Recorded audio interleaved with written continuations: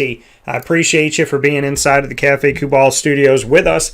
Cafe Kubal here for you in multiple locations on 3501 James Street, 324 West Water Street, 208 North Townsend Street, as well as 401 South Salina Street, all in Syracuse, and inside of Golisano's Children's Hospital in downtown Syracuse, as well as 343 Fayette Street in Manlius, New York, and of course in their newest location, which you will find by going to the corner of Route 11 and Taft Road in North Syracuse at the Sweetheart Corners, to find them there in that very nostalgic, if you know Central and Upstate New York, then you know the Sweetheart Corners and the nostalgia of all of that. So you can find them there as well in their first ever drive-thru, which officially opened just 2 days ago on June 14th. So I keep in my head, I don't know why, I think June's a little bit later into the month now. So I'm not trying to wish the time away by any stretch of the imagination. But yeah, it's on June 14th when they officially open their doors for the drive-thru on the corner of Route 11 and Taft Road in North Syracuse, New York. So very happy to have Cafe Kubal all over Central and Upstate New York. And to know that this all started literally with owner and operator Matt Goddard brewing coffee in his parents' basement, and has now evolved into everything that they have, all of their locations, their first ever drive-through, and on top of all of that, to know that, you can buy their cold brew, you could buy, their coffee itself to brew it at home. You can literally get all their products, get their t-shirts, even masks and everything. So, I mean, this company evolving out of a basement to what it is today is just, it's inspiring, and it's a true reminder that if you chase your dreams and you follow your dreams, you can genuinely achieve anything. So I am so very proud and happy that there are people in our community like Matt Goddard who believe in themselves and work hard and diligently and don't let anybody tear their dreams out of the grips of their hands. And that means the world to me, that there are people here that are willing to fight for their dreams, fight for what they believe in, and to chase after what they know to be true. I have so much respect for that and so much love for that. And I want to tell you all this morning, as this morning has been an interesting morning for me, and hence why we're starting a little bit later here, but I want you all to chase your dreams, and I want you to follow them, and I want you to be the best you can be at it. If you're a parent, I want you to be the best parent you can be. If you're a kid, I want you to be the best kid you can be. I mean, we all have parents, is what I'm saying, but we've all been born to someone, I should say. Unfortunately, some of us don't have parents that are there. And I pray and I hope that those of you that may be listening that don't have parents that are around, maybe because they passed away or maybe because they chose not to be or whatever it may be, that I hope you find peace in some way, shape, or form in a good way. I believe that God provides, and I believe that God will always be there for us and to help us with whatever's going on in our lives. I truly do believe that. And I hope that for you and for all of us. So what I could say to you is, if you're a parent, be the best parent you can be. If you own your own business, own your business the best that you can. If you work somewhere, for somebody else, do the best that you can do there. And if you're a caregiver, which I've been for my grandma before, be the best caregiver that you can be. The reality of it is we can only do the best we can. And to the people that truly love us, it's good enough. And I think that evolving in this world, some people change us for the better, and some people change us for the worse. And we have to be willing to understand and be honest with ourselves and know the difference of who is changing us for good and who is changing us to take us away from who we are. I've had people come into my life and they have changed my life for really good reasons. They've made me more holy. They've brought me closer to God. They've helped me maybe think about something I never thought of before. They've opened my eyes to things, and that's beautiful. And there's also people that have come into my life that try to take me away from God, try to conform me to their beliefs, try to mold me into a person that they wanted me to be. Maybe they wanted me to drink. Maybe they wanted me to do it, which I've never been drunk, and I'm very proud of that. But, it's, life teaches you a lot of things. And this morning to me was a reminder of that you have to be able to differentiate from who talks with you in an effort to change you or talks with you in an effort to love you. And the people that love you will change you for the better, undoubtedly. They just will. They're not seeking to, they just will. Right? I would like to think that I brought people closer to God. I would like to think that I've, helped people chase their dreams. When I started this show, I didn't start this show to be self-serving, like, okay, well, I only want to do this show for me, and who cares about everybody else? I mean, obviously, when you do a talk show, you're hoping to talk with people, right? So, I can tell you that for me, I have absolutely loved the evolution of what I'm doing. And, I've tried to help people from afar. And I think that now I get to see that. I get to see if it's actually working. And, doing the high school on-site, on-location shows with Liverpool and CNS and CBA and West Jenny and Baldwinsville and so on and so forth, it's given me an opportunity. And by the way, I'm not against, doing a show with anybody. So if I haven't done a show with, your high school or your kid's school or whatever that may be, it's not because I don't want to. It's because we haven't made the connection yet. But, I don't shy away. I mean, I've interviewed people from Grimes and Utica Proctor and, a bunch of different places, Nottingham. So, I think for me, I always hoped that I was making a difference. And when you get to see these kids at these high school shows and their parents tell you you're making a difference and the kids tell you you're making a difference, it brings it home. Because some people don't know why you do what you do, right? And I've been asked before, how do you stay focused? How do you stay driven? What stops you from just like eating Cheerios in your underpants all day and not doing anything? And I said, the simple answer is me. Me and God. I don't let myself sit and do nothing. That doesn't mean I don't relax. I'm not saying that. But I don't allow myself to not push myself. And I push myself harder than any boss ever had. But you have to when you're on your own business. You have to do these things. And I don't know everything, and I'm constantly evolving and growing and learning. We all are. But I think, if you aspire to be a singer and you're a janitor right now, I'm not saying quit your job, but try. And if you want to be an actor and you're a pilot right now, try.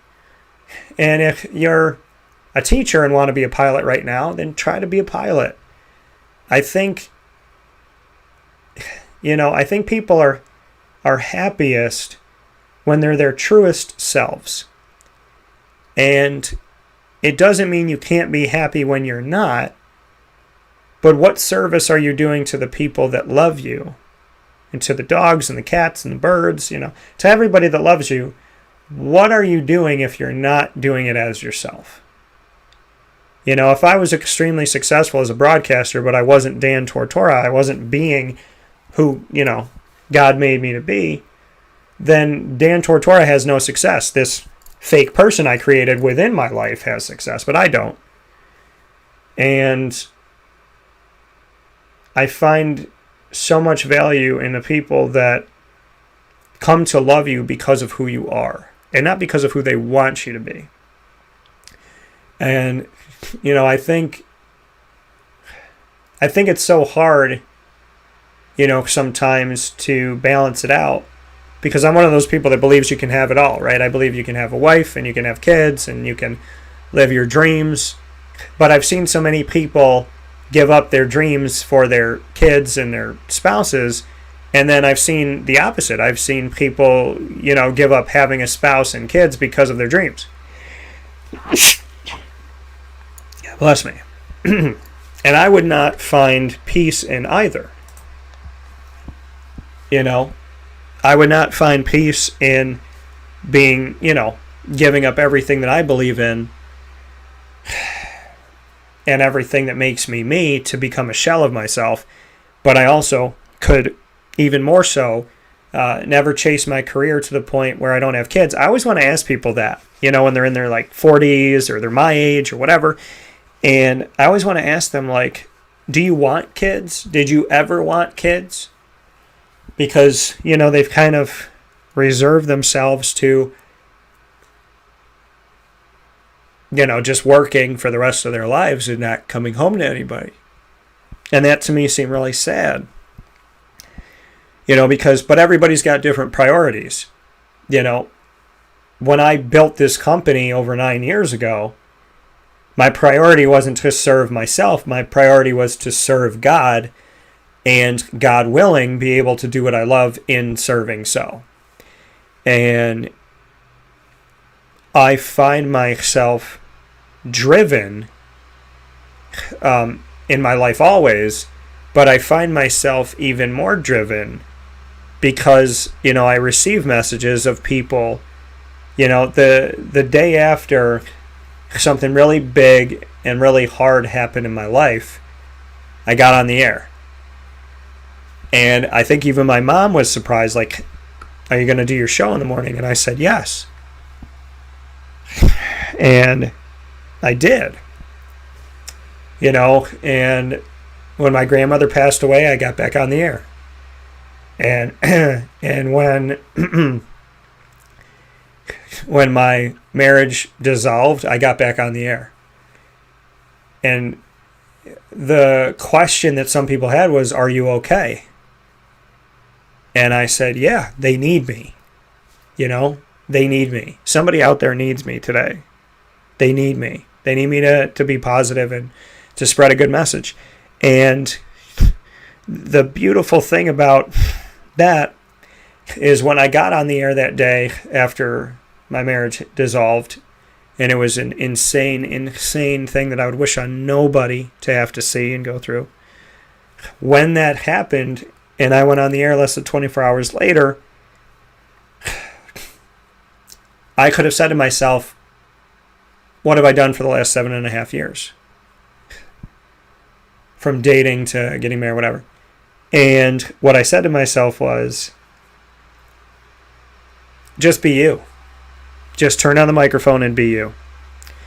And it's exactly what I did. And when I turned on the microphone and I was me, I got messages for those 2 days.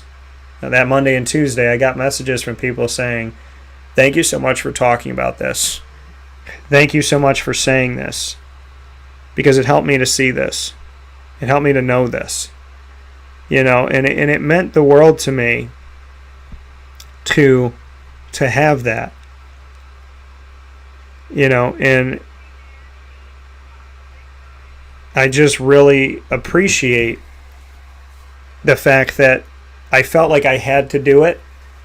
I don't think about this as a job. It's me. I turn the mic on, but I would have these conversations with anybody. I would talk about where sports meets life. I would talk about fantasy football. I would talk to people about their dreams and aspirations. I would do all of this stuff. And so I think that when I went on the air, though, in those 2 days, I received messages of thank you, Dan, I'm going through something with my mom. Thank you, Dan, my son's having a developmental thing, and I really needed to hear that today. And my guy Justin last year, I got to shout him out when he, said to me, there goes Dan Tortora, bringing positivity into the world, where sports meets life, keep doing what you're doing. We love what you do. And, so that's the answer to my question. And it's a reminder that I'm doing what I'm supposed to do. Because if God didn't want me to do it, I wouldn't do it. And I'm going to do it until he doesn't want me to do it, not until somebody doesn't want me to do it. People are people. I'm not afraid of human beings. I'm not afraid of animals. You know, it's like things are things, right? You know? And I think in this world we get so scared about what does everybody think of us, you know, how are, you know, and that matters so much, especially now. People are so afraid to like be who they are that I feel like now more than ever I have to be here. Now more than ever I have to remind you who you are. You know. And good morning to Rob here. And Greg said became a father at the age of 37. Absolutely blessed. So I think, you know, to start off today's show before we jump into fantasy football, I have to tell you, and based on the conversation today, and I apologize for being behind in our schedule, but I guarantee you I will give you 2 hours this morning, because when I promise you 2 hours, I do not break my promises. So please forgive me on that, and I will see you tomorrow morning at 9 a.m. But in the conversation this morning, it reminded me to be who you are and to be proud of who you are. And, you know, for 35 years, I believed that I can be a father, a husband, and live my dreams. And I believe that still. And I think that it is a beautiful thing. I don't care what house I live in. I don't care what car I drive. I love Honda City, and I know they'll always help me find something, so that's not what I'm saying. But what I'm saying is I don't need to have like a $90,000 vehicle in my driveway, and I don't have to have a big house. I don't have to have a lot of things. You know, I'm one person. I got a lot of stuff in my house, and I can promise you I don't play with it all. I was just talking to Rob Stacy yesterday, and we were doing Superpowered Pop meets Green Goliath and Superpowered Goliath talking about music. And you can all go check that out on Facebook.com/LiveNowDT, and it'll be shared on our Superpowered Pop page and on the Green Goliath page. So look for us, Superpowered Pop, on social media, Green Goliath on social media. And, of course, we'll be putting it up on YouTube. But, you know, just talking about what you go after and what you desire in your life and what you want to do. And I think there's so much beauty in being who you are.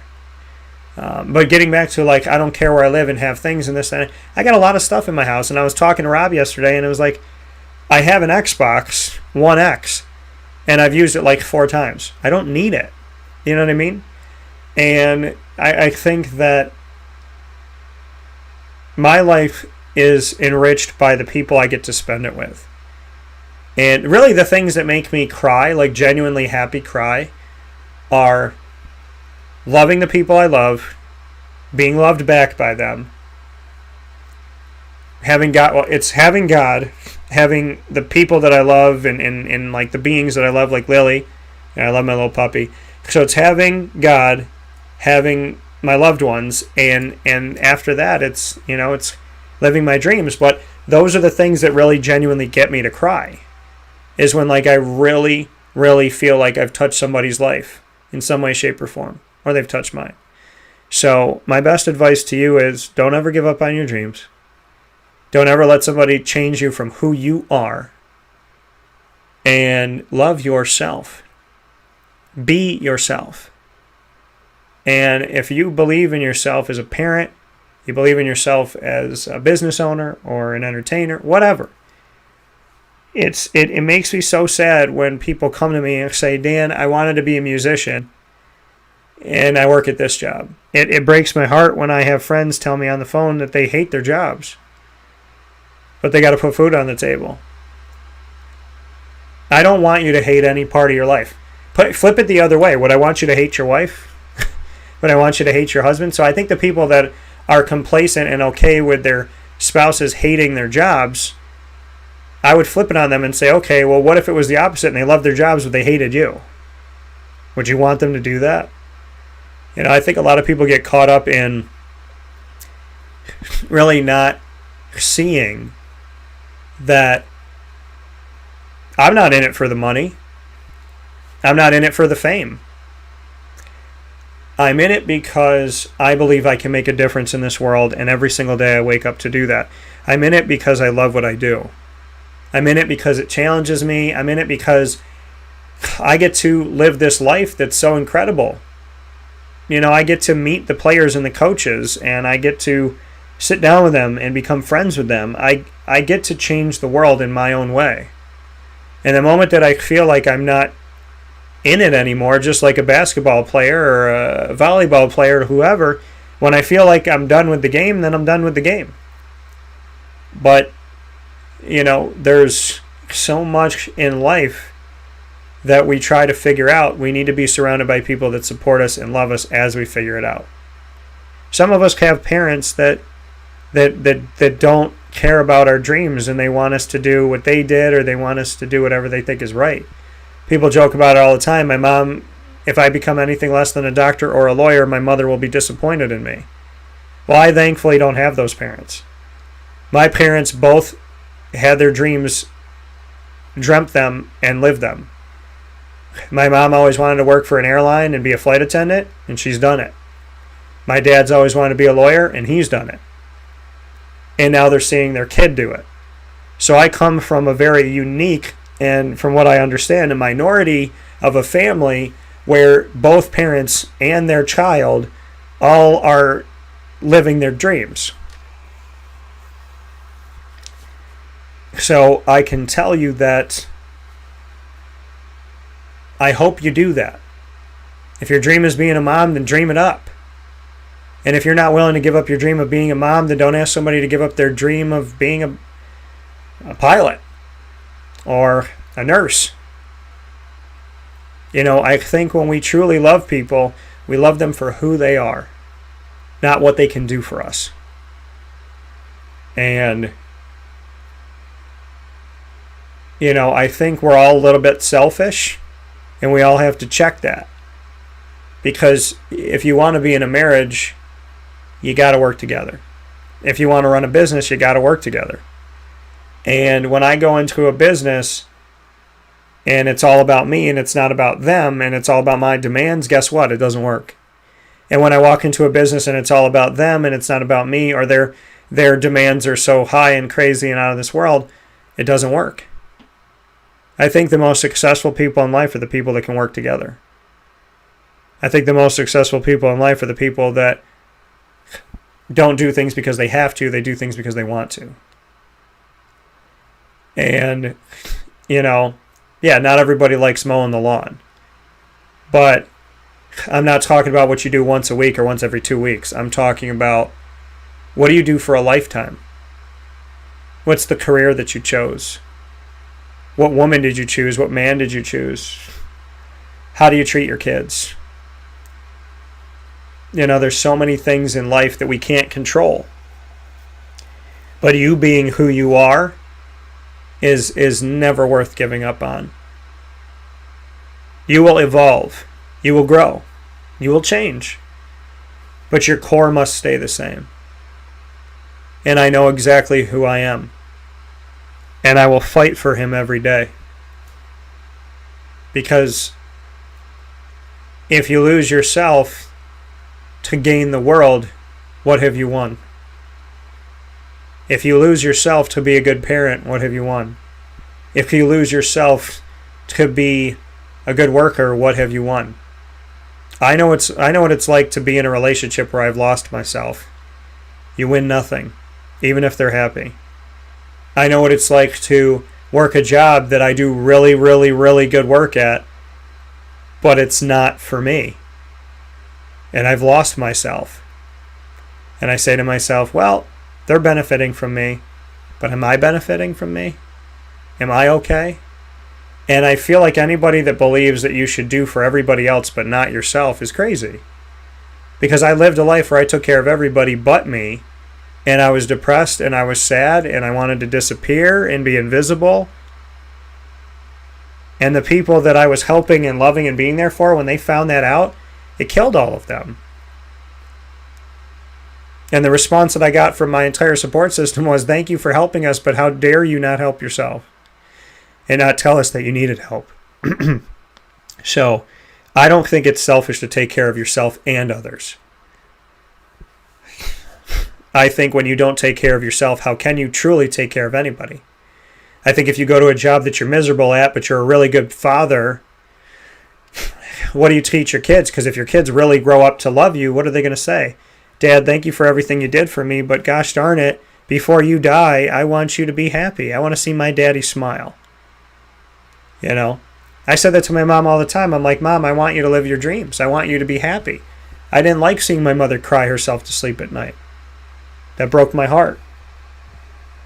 So I think my best advice to anybody out there is when you find a go-getter and you find somebody who's willing to be a parent and be a spouse and be the best version of themselves, let them be. Because the crazy thing about life is the truth always comes out and the real person always comes to the front, no matter how much they try to hide. And I can work with anybody on this planet because Lord knows I have. But I have to do it as me. I have to do it as the me that God made me to be. I would never, ever want my dad to put food on the table and be depressed and be sad and suicidal and angry and resentful. My parents don't resent me and I don't resent them. And that's because they brought me up to be myself, and if I wanted something that I could achieve it and to go get it. And if God wanted me to have it, then my effort and enthusiasm would eventually knock that wall down and I would get it. I want to do that for my kids. I want to show them that Daddy lived his dreams and he's not all talk, no game. Because how am I supposed to tell my kids to do the best they can and chase their dreams and be who they truly are if I'm not? I'm a really, really good father, but I lie to my kids every day. I'm a really, really good father, but I hate my job, but I want them to love theirs. I think the best way that I can be a good person in this world is to be exactly who God made me to be. And to understand the people that truly love me will love me for that. They will love me because of that. And they will walk with me because who I am is why they're there. You should never be around people that don't want you to be who you are. You should never want to be around people that don't love you for who you are. You should never want to be around people that don't appreciate who you are. Because who you are is beautiful. And you don't have to apologize to anybody for who you are. So be you. Work hard. Believe. And try. And God, pray to God. Do your best. And it'll all work out. It's okay to dream big. It's never okay to cut yourself off at the roots. You have to believe. You should believe. You're worth believing in. And you only fail God, the people that love you, and yourself when you give up who you are. Don't give up who you are. We'll take a step aside for a fast break. We'll be back in just a second.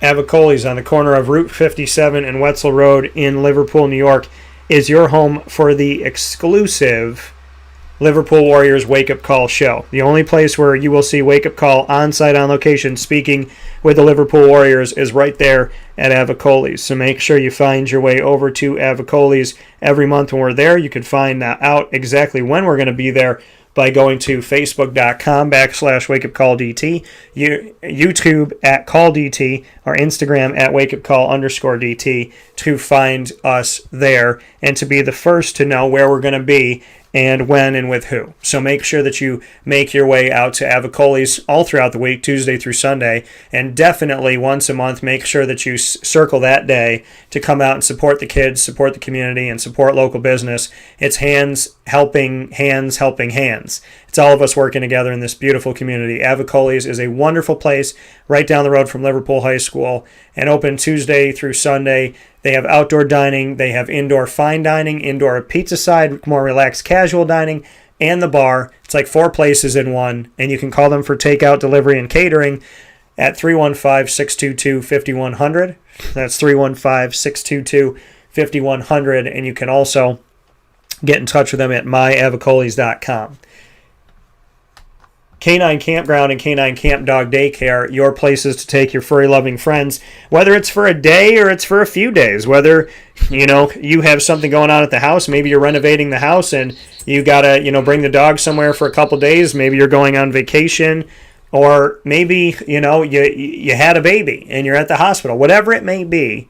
When you need to drop the dog off for a little while or for a few days, look no further than Canine Camp Dog Daycare and Canine Campground Dog Boarding. It is essential and imperative that you find a place that you can trust. And this is a place that I have trusted. I put my money where my mouth is. Right off of Bridge Street in East Syracuse, Canine Camp Dog Daycare and Canine Campground Dog Boarding are second to none for their love, their care, their support, and appreciation for your little furry-loving guy or girl that you have in your family. So make sure you head there today. PB&J's Lunchbox, home of the award-winning grilled peanut butter and jelly sandwich. PB&J's Lunchbox is an amazing place. I believe this is a place that's going to be featured one day all across the world on one of the food shows because of the creations, because of the love and the passion and the joy and just the positivity. I've never seen Pat Orr tell me anything negative, positive, adversity, whatever it may be. I've never seen her do it without a smile. She loves what she does, and she enjoys what she does. She thought, I love to cook, why not have a food truck? And then she said, well, I got this food truck, why not have a brick and mortar? And now I have this brick and mortar, why not continue the food truck and have the street side cafe so that people can come to me at 663 Old Liverpool Road in Liverpool, New York, and I can go to them all over central and upstate New York. She is a fighter, she believes, and she's incredible in this community, and that is why it's so much bigger than a sandwich, which they are terrific, folks. Trust me on that. But it's the people behind it that make it even more exciting. She literally said to herself, I need a challenge. I'm going to challenge myself. And look at what she's done with it. And Victory Sports Medicine and Orthopedics, another beautiful place to head out to on beautiful Skaneateles Lake. Right by the lake on 791 West Genesee Street in Skaneateles, Victory Sports Medicine and Orthopedics is your home to be treated as someone who matters. They listen to their patients. They talk you through things. And I can tell you that because I've gone there for almost a decade. They've not only helped my body get healthier, and they've not only cared about physical therapy and different things that I needed to do, but they listened to me and they answered questions. They're undoubtedly the first time I really feel like I've genuinely sat consistently with doctors and nurses that heard me every time. They cared about what I had to say and never led me astray. Victory Sports Medicine and Orthopedics isn't just about bringing people in and out of their location. It's about helping people. It's about preventative care. It's about them not having to do surgery on you if they don't have to. And if they do have to, it's about doing it the right way. Victory Sports Medicine and Orthopedics is second to none.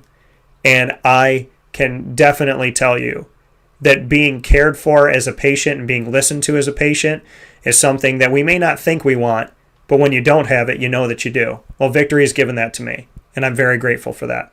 315-685-7544 is the number to call. That's 315-685-7544 to make an appointment today. And with that being said, here on Wake Up Call with Dan Tortora, we are now back here inside of the Cafe Kubal Studios, and it's time for the Fantasy Football Power Hour, proudly brought to you by the Wildcat Sports Pub on 3680 Milton Avenue in Camillus, New York. We're here with Mr. Mike Sofka of Hall of Fame FantasyFootball.com, and Mike and I are going around the AFC to tell you about the wide receivers and tight end situations, and we're going to be doing that for the remainder of today's show. We'll make jokes as we always do, and we'll have fun as we always do, and of course we'll be informative as we are here every single Wednesday inside of the Fantasy Football Power Hour to give you the advice that you need to hopefully help you win your championship in your respective fantasy football league. If you'd like to join the Wake Up Call Fantasy Football Challenge, you can join any of our leagues in Central and Upstate New York by sending an email to dtstays@gmail.com. That's dtstays@gmail.com. And of course, we have our league down in Florida where Mike and I both compete together. So a lot of great stuff here, and always a great time to talk to Mr. Sofka. So let's bring the man of the hour into the show of Hall of Fame FantasyFootball.com and our Winning Fantasy Football group on Facebook. Mike, how you doing today? I'm doing great. How are you, Dan? Doing very well. And Mike, we're talking about the AFC. We've done this for weeks here. We started with the quarterbacks of the AFC, then went to the the running backs of the AFC, and then the running backs of the NFC, looking at the backfields all across the country on all 32 teams. We just did that with the quarterbacks, 16 quarterback situations in the AFC, 16 in the NFC, and now here we are with the wide receivers and the tight ends, and I grouped them together because of the simple fact that these tight ends that we're looking at in the game, we're looking at them for who's getting in the end zone, who's receiving the ball, who's putting up yardage and being consistent. So, they're an extension of the wide receiver, and so obviously we're looking at them the same way.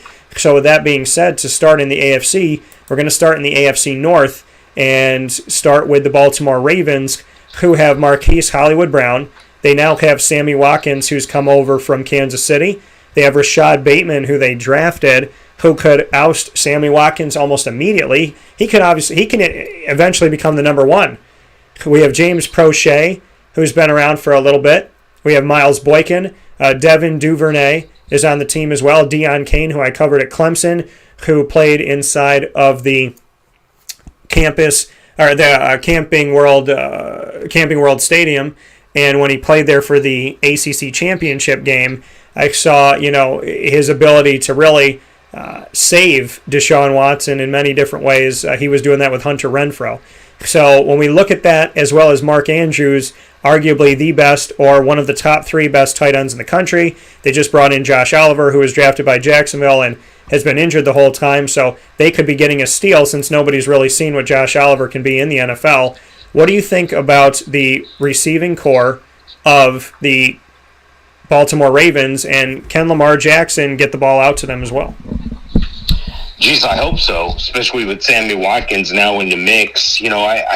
Marquise Hollywood Brown is a threat to take one to the house every time he lines up. Not every time he touches the ball, every time he lines up, because you never know. If he gets if he's even, he's leaving, as they say.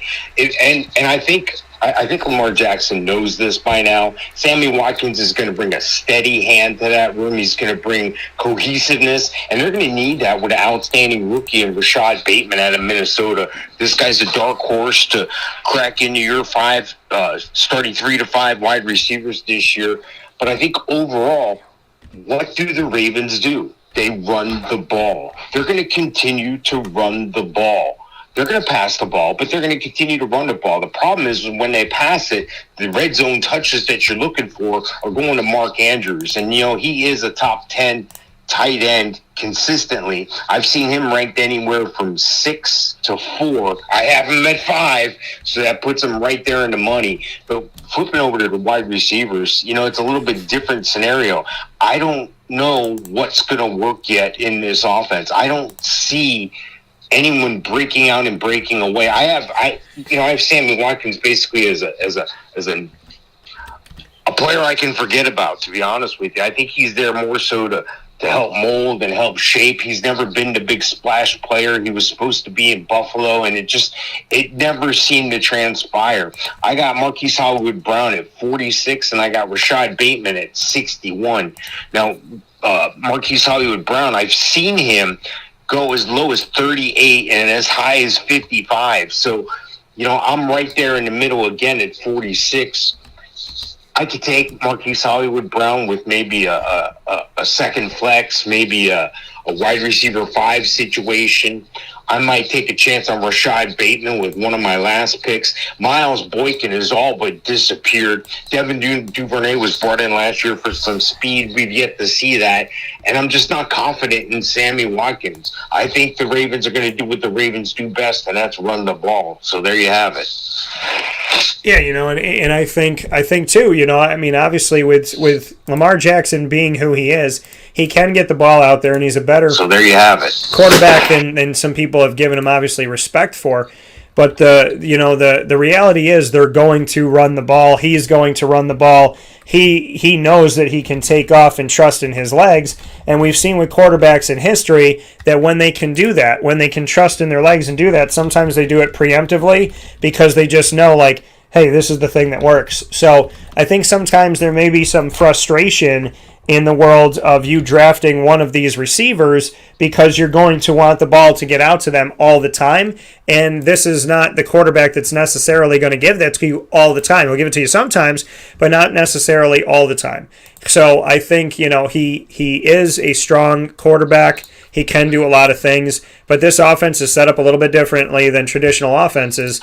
So, I would temper my expectations. Marquise Hollywood Brown is not a number one guy. Sammy Watkins is not your number one guy. Rashad Bateman's not your number one guy. Miles Boykin's not your number one guy. But Mark Andrews, he's still a guy that you got to go out there and get, and you got to pick him up. And I think that, he might trend down a little bit. He might have some moments of strife, but I do think that he is worth taking, and I do think that he's obviously very valuable. I'm not saying that the wide receiver is not valuable on Baltimore, but I think as far as what you're doing each week and who you're putting out there, they're valuable to you as your third wide receiver, not your first and not your second, which means that you have to pay more attention to the rest of the league in making your decisions. The Cincinnati Bengals, Tyler Boyd, still there. We have Jamar Chase, who is reuniting with Joe Burrow. We have Thaddeus Moss, who's going to try and make the team to reunite with Joe Burrow. We have T. Higgins from Clemson, who showed that he had a lot of value being with Joe Burrow, bringing LSU and Clemson together on the same team. And then at tight end, they have C.J. Uzomah, who they kept around. Thaddeus Moss is technically considered a tight end, so he's in that room. And Drew Sample. What are your thoughts on what's here and the fact that Joe Burrow has already shown some successes with T. Higgins, and obviously he knows Thaddeus Moss and he knows Jamar Chase, and keeping Thaddeus Moss on the team is going to be cheap. So, we could be putting a bunch of people around him that he's already familiar with, which can help your fantasy team, and he seems to be pretty familiar with T. Higgins as well. Yeah, I like Jamar Chase a lot. I think he's obviously the most talented receiver in the draft. I think he's an instant playmaker, and that's going to bode well for the wide receiver room because Tyler Boyd had an off year last year, started out of the gate slow, and he did pick things up with Burrow, but then all but went away at the end of the season. That's not what you want from a guy who was supposed to be your number one. T. Higgins is a guy that is going to be dominant out of the slot, but again, he's no greater than maybe your third or fourth receiver on your team at best. Joe Burrow, with the injury last year, it really took a downgrade on everybody here because they didn't get that year. We saw what Joe Burrow can do at LSU. We just haven't seen enough of what Joe Burrow can do with Tyler Boyd and T. Higgins. And the other problem is they haven't had a decent tight end there since Tyler Eifert was any good. Sure, C.J. Uzomah filled in time to time, and he looked good. It was spotty at best, though. They bring in a couple other tight ends, mainly for blocking. But it's going to be Jamar Chase. He's going to be the number one guy by default. He's going to surface as the number one guy by the end of the year on the team. If I was drafting today, I wouldn't have any of these guys any higher than my receiver 3 or 4, maybe a flex. Let me start with the tight end. Drew Sample, 36. Well, there's only 32 teams. Yeah, they need to show me something. Pretend I'm from Missouri. I'm from the show me state. Let me see something. Let me see a Thaddeus Moss come into play here. Let me see a C.J. Uzomah do something special. And then I look at the receivers, and they're all in the 30s and 40s. I got Tyler Boyd at 35. I can't count on that. I got your rookie ranked ahead of him at 27, and that's just based on my projections. And then a couple spots ahead of him at 24 is T. Higgins. So Yeah, they're going to spread the ball around in Cincinnati. I like that. Joe Mixon's going to be dominant out of the backfield. Joe Burrow's going to pick right up where he left off. I don't think the injury is going to hamper him much, if at all. He's a young guy. And I think these guys, Jamar Chase, going to have an excellent year as a rookie. Probably going to be overdrafted, though, you know. So when I put out projections and you hear me say 24 or 27 or whatever, you know, don't worry if the guy goes in the second or third round. You know, maybe that guy was an LSU fan. People drafted fantasy drafts for all stupid reasons, usually all the wrong reasons. Keep a level head, and if you don't get Jamar Chase, don't flip out about it. It is what it is. That just means you're going to get a player in another spot or a better receiver lower in the draft. So I like these guys. They're not enough to break into my number one. But Jamar Chase, if he falls to me and I'm at around that 20, you know, in the mid-20s there, I'll go ahead and take a chance on Jamar Chase. Yeah, you know, I think Jamar Chase is going to evolve. You know, Tyler Boyd's had plenty of chances. Jamar Chase is already somebody that could be something here. The future with T. Higgins and Jamar Chase looks bright if both do what they need to do. I agree with you that T. Higgins is, you know, he's a wide receiver 3. Boyd is a wide receiver 3. Chase can probably come up in the rankings, but outside of a Cincinnati fan being in your fantasy football draft, you can let Jamar Chase fall to you and maybe be your 4th guy. And, you know, I'm comfortable saying that, you know, him being your 4th or your 5th, depending on what league you're in, somebody's going to go high on him, but you can let him fall a little bit. I think the biggest upside is Jamar Chase. Next would be T. Higgins. Tyler Boyd, I don't see a ton of value in. The Cleveland Browns, Mike, as we continue the conversation around the league, as we look at every single receiving core situation in the AFC in today's broadcast of the Fantasy Football Power Hour, brought to you by the Wildcat Sports Pub, to bring you every single situation. We started in the North. We continue with the AFC North. Odell Beckham Jr., who got hurt last year, Jarvis Landry. You know, these are 2 former number 1 guys. Neither one of them has looked like a successful, consistent number 1 guy. And then we have Rashard Higgins, who had to step up a little bit. Donovan Peoples-Jones is there. And then they have a few other guys here that are trying to figure it out. They have Harrison Bryant, David Njoku, and Austin Hooper at tight end. I told you that I didn't think Austin Hooper. I thought he was good in Atlanta. And we talked about him, you know, earning his right to stay there over the last 2 seasons, and he did. And then now here he is in Cleveland. What do you think about Cleveland's receiving core? Are we looking for one of these non-household names to eventually take over, or can Odell or Jarvis really make it happen? It almost feels like I'm talking about Cincinnati again, because there's some big names here. There's some guys that you've had high expectations of in the past. I just don't see it happening. I don't see enough. I haven't seen enough of Odell in the past couple of years outside of, you know, proposing to a punter's net on the sideline. I need to see performance. I need to see your breakaway speed. I need to see one-handed catches. I need to see you getting your quarterback fired up. You got an outstanding running situation there with Nick Chubb and Kareem Hunt. A great 1-2 punch, probably the best in the league. Austin Hooper, yeah, he's had some plus days in the back. And if you think Austin Hooper was good in Atlanta, wait till you see Kyle Pitts. But that's on the next show. Listen, Austin Hooper hasn't been the same cat. David Njoku was upset when Austin Hooper was brought in. They drafted Harrison Bryant. Njoku's all upset. Now they got 3 guys to try to get the ball to. There's another team in the league like that, and I'll get to that on the next show as well. The bottom line is Jarvis Landry and Odell Beckham aren't the guys they once were. Baker Mayfield, for some reason, hasn't been able to get them the ball effectively, partially due to injury, game plan, whatever excuse you want to come up with. I can't have these guys on my team as my wide receiver 1s. I got Odell Beckham ranked at 31. That's supposed to be the big playmaker. I got Jarvis Landry, who's supposed to cover for that and be the complement and be the pepper to Odell's salt. That's Jarvis Landry at 39. I can't count on that. I can't. You'll see some spotty stuff from Rashard Higgins and Donovan Peoples-Jones, but I can't count on any of these guys to really bring me a championship unless I steal them in the late rounds. And these big splashy names like Odell and Jarvis Landry, they're going to be overdrafted like they usually are. So again, don't be heartbroken if that happens. If they fall to you in the right spot, by all means, take them. But again, I'm not going to count my season on Cleveland or Cincinnati's wide receiver corps. Yeah, and I agree with you wholeheartedly. I don't think that, that would be a smart thing to do. Again, Odell has not stayed healthy. Jarvis Landry has not been consistent. Odell has not been consistent. Odell was good, when people make the argument for Odell, or they say, oh, I should have drafted Odell, or I can't believe that guy dropped Odell, or, that lady let him go, because of the fact of when he has those big games where he's he catches the ball and he's got an 80-yard touchdown, he's got this, he's got that, but that's one time a season. Every squirrel can get a nut at some point. So to me, it's the reality of I want consistency on my team. I don't want people that are going to help me, win 1 week out of the season. I want people that are going to give me something to put me toward winning the season and winning in the playoffs, because it's not good enough to just do it a little bit of the time. And that's why I would stay away from these guys. I'm not drafting Jarvis Landry. I haven't in a long time. Unless I have a spot and it's later in the draft, then maybe.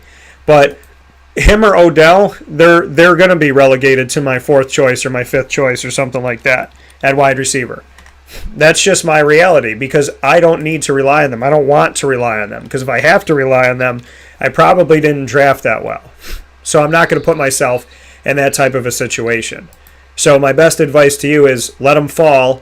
And if they fall to you at a time where, you think you need to bring in one more guy or 2 more guys, then take the chance.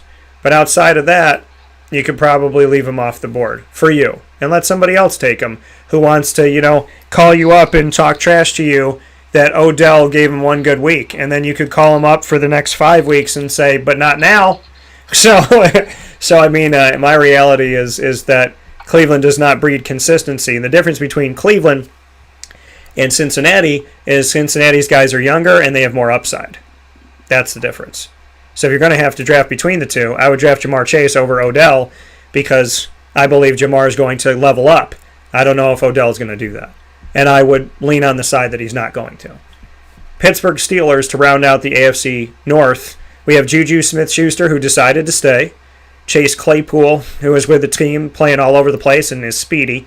Deontay Johnson, who's young here, was drafted in recent history. James Washington, who might be on his last leg with the team. He stuck around for a while as a number 3 guy, but Ray McLeod is rising up the chart potentially, who I covered at Clemson.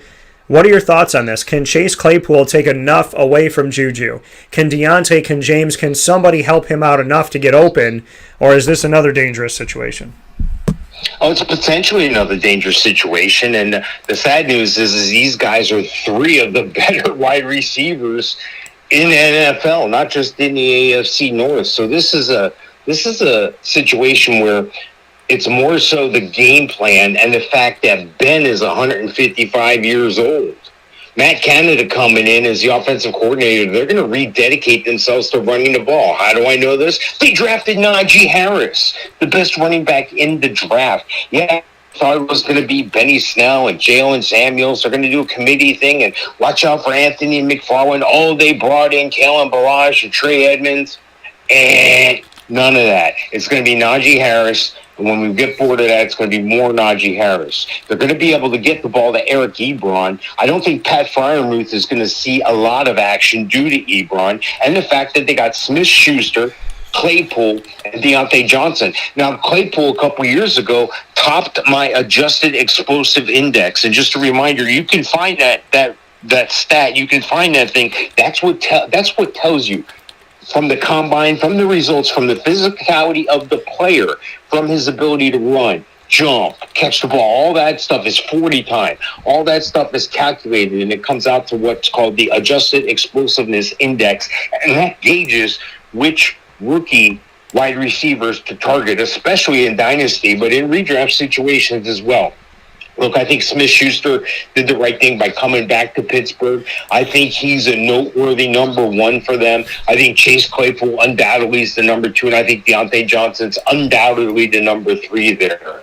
I think we could see some Isaiah McCoy. James Washington is trending downward. Ray McLeod trending upward. I don't know if I can count on these guys again, though. That's the problem.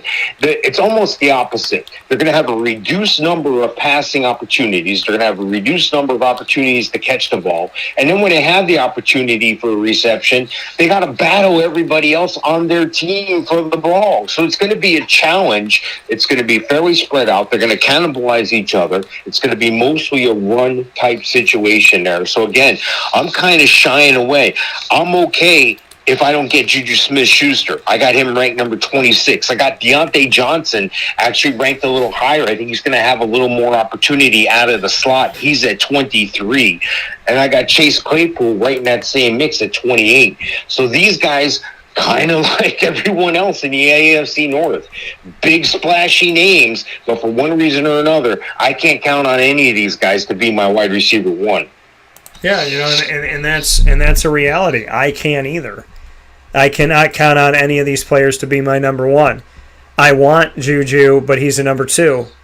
And the thing is, we are at the mercy of Big Ben. Big Ben gets hurt, we know what happens already. And I'm not past thinking within this season, Big Ben could get hurt, God willing he doesn't, but he could get hurt and say, you know what, I'm going to hang it up. I could see him walking away from the game in the middle of the season. So, and not because I think he's a quitter, I'm not saying that at all. I'm just saying I could see him walking away. So because of everything, and being injured, he's getting older. And so, it is a danger zone. If you're drafting any one of these receivers, you have to think about Big Ben's health.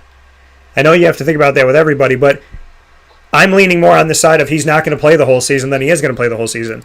And if Juju's your guy, is there enough work by the other guys to take it off of Juju? Because if everybody's listen, Juju found his hay when he was a number two. That's when he was at his best, when Antonio Brown was there. Antonio Brown's not there. Juju has not looked like Juju. And it's not Juju not looking like Juju. He needs somebody to help. He needs a guy to pull a guy. Well, Chase Claypool's fast, but can he really pull a guy? Can Deontay pull a guy? Can James Washington pull a guy? Can Ray McLeod pull a guy? That answer is a big question mark. So drafting Juju, you have to look at the people around him. Is there a good enough number two, a true enough number two to pull? I like Chase as a wild card flex that I'm going to get way late in the draft when people don't even know his name. But Juju has not proven himself as a starter, as a number one guy. He hasn't proven himself. He's proven himself as a number two guy. So does he make sense on your team as a number one when he's not a number one in reality? Does he make sense to be a number one in fantasy? That clear answer is no. So I'm not saying don't draft Juju, and I'm not saying he's number two. And I'm not saying Chase Claypool isn't a good pickup, or Deontay Johnson couldn't pan out, or James Washington. I'm saying don't expect this to be the way that you win.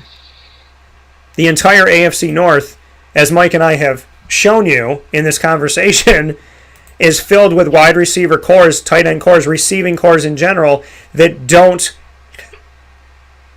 necessarily give you a number one on any of these teams. And Eric Ebron and Pat Freiermuth, we'll see. I like what Ebron's done in Pittsburgh. I like what he did when he went to the Colts. I don't know what the hell was going on in Detroit because he was a heck of a lot better with the Colts, and I had him there, I believe. So I like Ebron. And I think he's worth putting out there, and I think he's worth drafting. Freiermuth, I'd leave off my draft for now. But every single receiving core in the AFC North has more questions than they have answers. And that is a dangerous zone. So we got a thing here that said Johnson should be number one in Pittsburgh. Well, Juju is the number one guy on the depth chart right now. So to answer that question, that I have him ranked, no, I have Juju first because Juju is first on the depth chart. Deontay Johnson, go ahead. Just to jump back in there, I have Deontay outranking Smith-Schuster. I have Deontay at 23, Smith-Schuster at 26, okay, and then Claypool at 28. So it is kind of close. And there is some validity to that. He may be that possession guy. He may be the Keyshawn guy. Give me the damn ball over the middle. Okay, yeah. So I mean, my thing with Deontay Johnson, so to answer the question that we got from somebody here, and I appreciate the question, was that, you have him ranked first. So Mike has him ranked over Juju. The depth chart has him ranked third, or has him put third on the depth chart. This listener saying Johnson should be the number one with Pitt. Mike is saying that he is. I'm saying he still needs to prove himself. I'm saying fantasy-wise, I can't think of him that way until he shows me as such. Well, see, that's the key word there, fantasy-wise. We could talk about Pro Bowl. We could talk about All-Pro. We could talk about 1,000-yard seasons. We could talk about touchdowns. We could talk about who looks best on ESPN. It don't mean nothing. What I'm talking about is winning fantasy championships. And you got to know, I've already done the projections and everything. So, I kind of know what to expect. Have I been off? Am I perfect? No, I'm not perfect, but I'm pretty damn close, and I got a room full of trophies and cash to prove it. So, I rank these guys accordingly, and my livelihood depends on this. Some people play fantasy football. I live this stuff. So come along for the ride with me. Check out the website, HallOfFameFantasyFootball.com. Yep, 2 seasons for Deontay Johnson in the NFL. 12 starts in 16 games as a rookie, 680 yards, 59 catches, 5 touchdowns. In 2020, last season, 13 starts in 15 games, played 88 receptions, 923 yards, 7 touchdowns. He is trending upward. I need to see consistency, and I need to see what him and Juju... I have not seen a 1-2 punch with Juju and anybody. And until I see who that 1-2 punch is, and I feel like I'm having deja vu, until I see that 1-2 punch, I am not going to trust in drafting it. I need to see it. I need to know it. So I might put him out there. I'm not saying I'm not going to draft Juju, and I'm not saying I'm not going to draft Deontay. I'm saying I would put Juju ahead of Deontay, and I don't think either one of them is my number one guy right now, is what I'm saying. So we will take a step aside here on Wake Up Call with Dan Tortora inside of the Fantasy Football Power Hour. You are watching and listening from the Cafe Kubal Studios as we talk with you about all of the AFC teams all across the NFL. 16 teams on one show. Wide receiver, tight end discussion. The receiving cores around the AFC. We've done the North. We'll head to the South right after this fast break where sports meets life on Wake Up Call with Dan Tortora.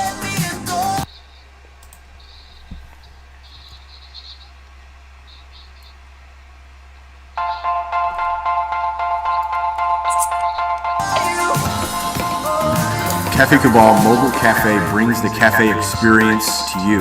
We'll roll out to your neighborhood or office, ready to serve our locally crafted espresso bar to our loyal patrons. Inquire at cafecubal.com. Cafe Cabal, coffee for the soul. That's Heath. Joining us now is our buddy Dan.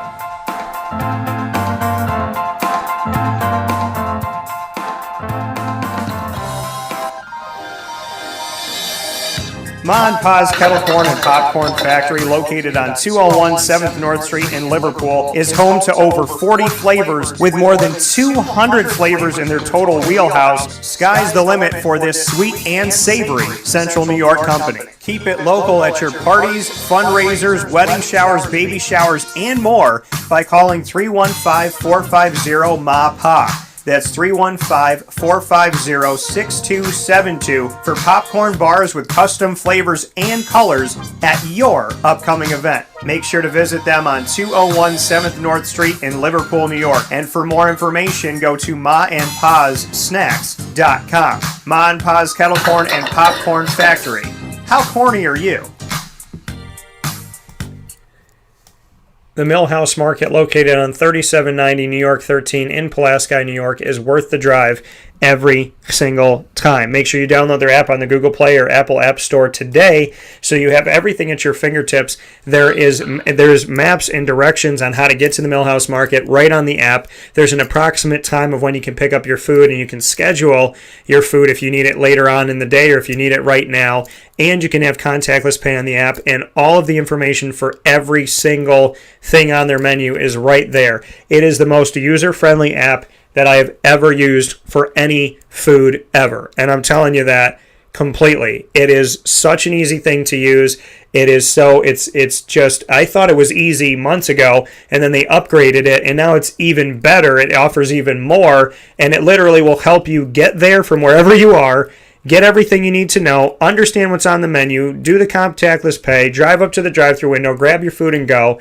Such a beautiful thing. Download the Millhouse Market app today and have everything at your fingertips. Also, make sure that you head out there for their indoor dining and their general store that supports local companies even outside of the Millhouse Market. So beautiful things that they get to do. I've gotten some awesome maple syrup locally, some awesome honey locally, and seasonings and whatnot. So I want to thank the Millhouse Market for not just being in our community and doing what they do, but supporting others in what they're doing as well and paying it forward. Located for you right there at 3790 New York 13 in Pulaski, New York. Worth the drive every single time, Tuesday through Saturday from 7 a.m. to 8 p.m. and on Sundays from 7 a.m. to 3 p.m.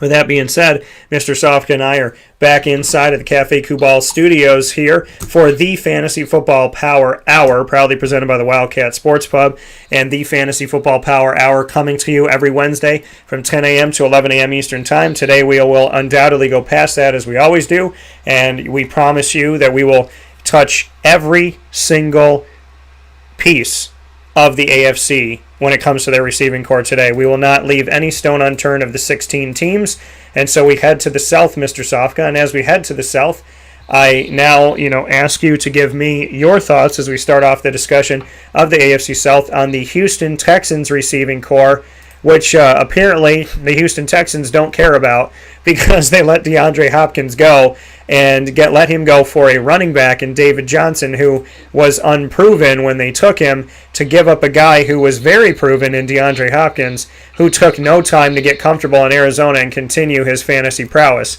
So, the receiving core of Houston features Brandon Cooks, Randall Cobb, Kiki Kuti, Chris Conley, Andre Roberts, basically Tywan Taylor. It's a sea of players, Dante Moncrief.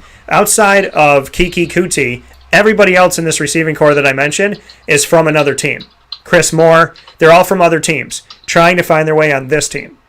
Jordan Akins is on this team right now, and Jordan was drafted by Houston. He's supposed to be the number one guy, but he's worked really hard to get to this point. They still have Ryan Izzo, they have Brevin Jordan, they have Farrell Brown. They got a lot of guys here. What are your thoughts, Mike, on a receiving core with a bunch of players trying to either start their career or resurrect their career or whatever to their career, plus Kiki Kuti?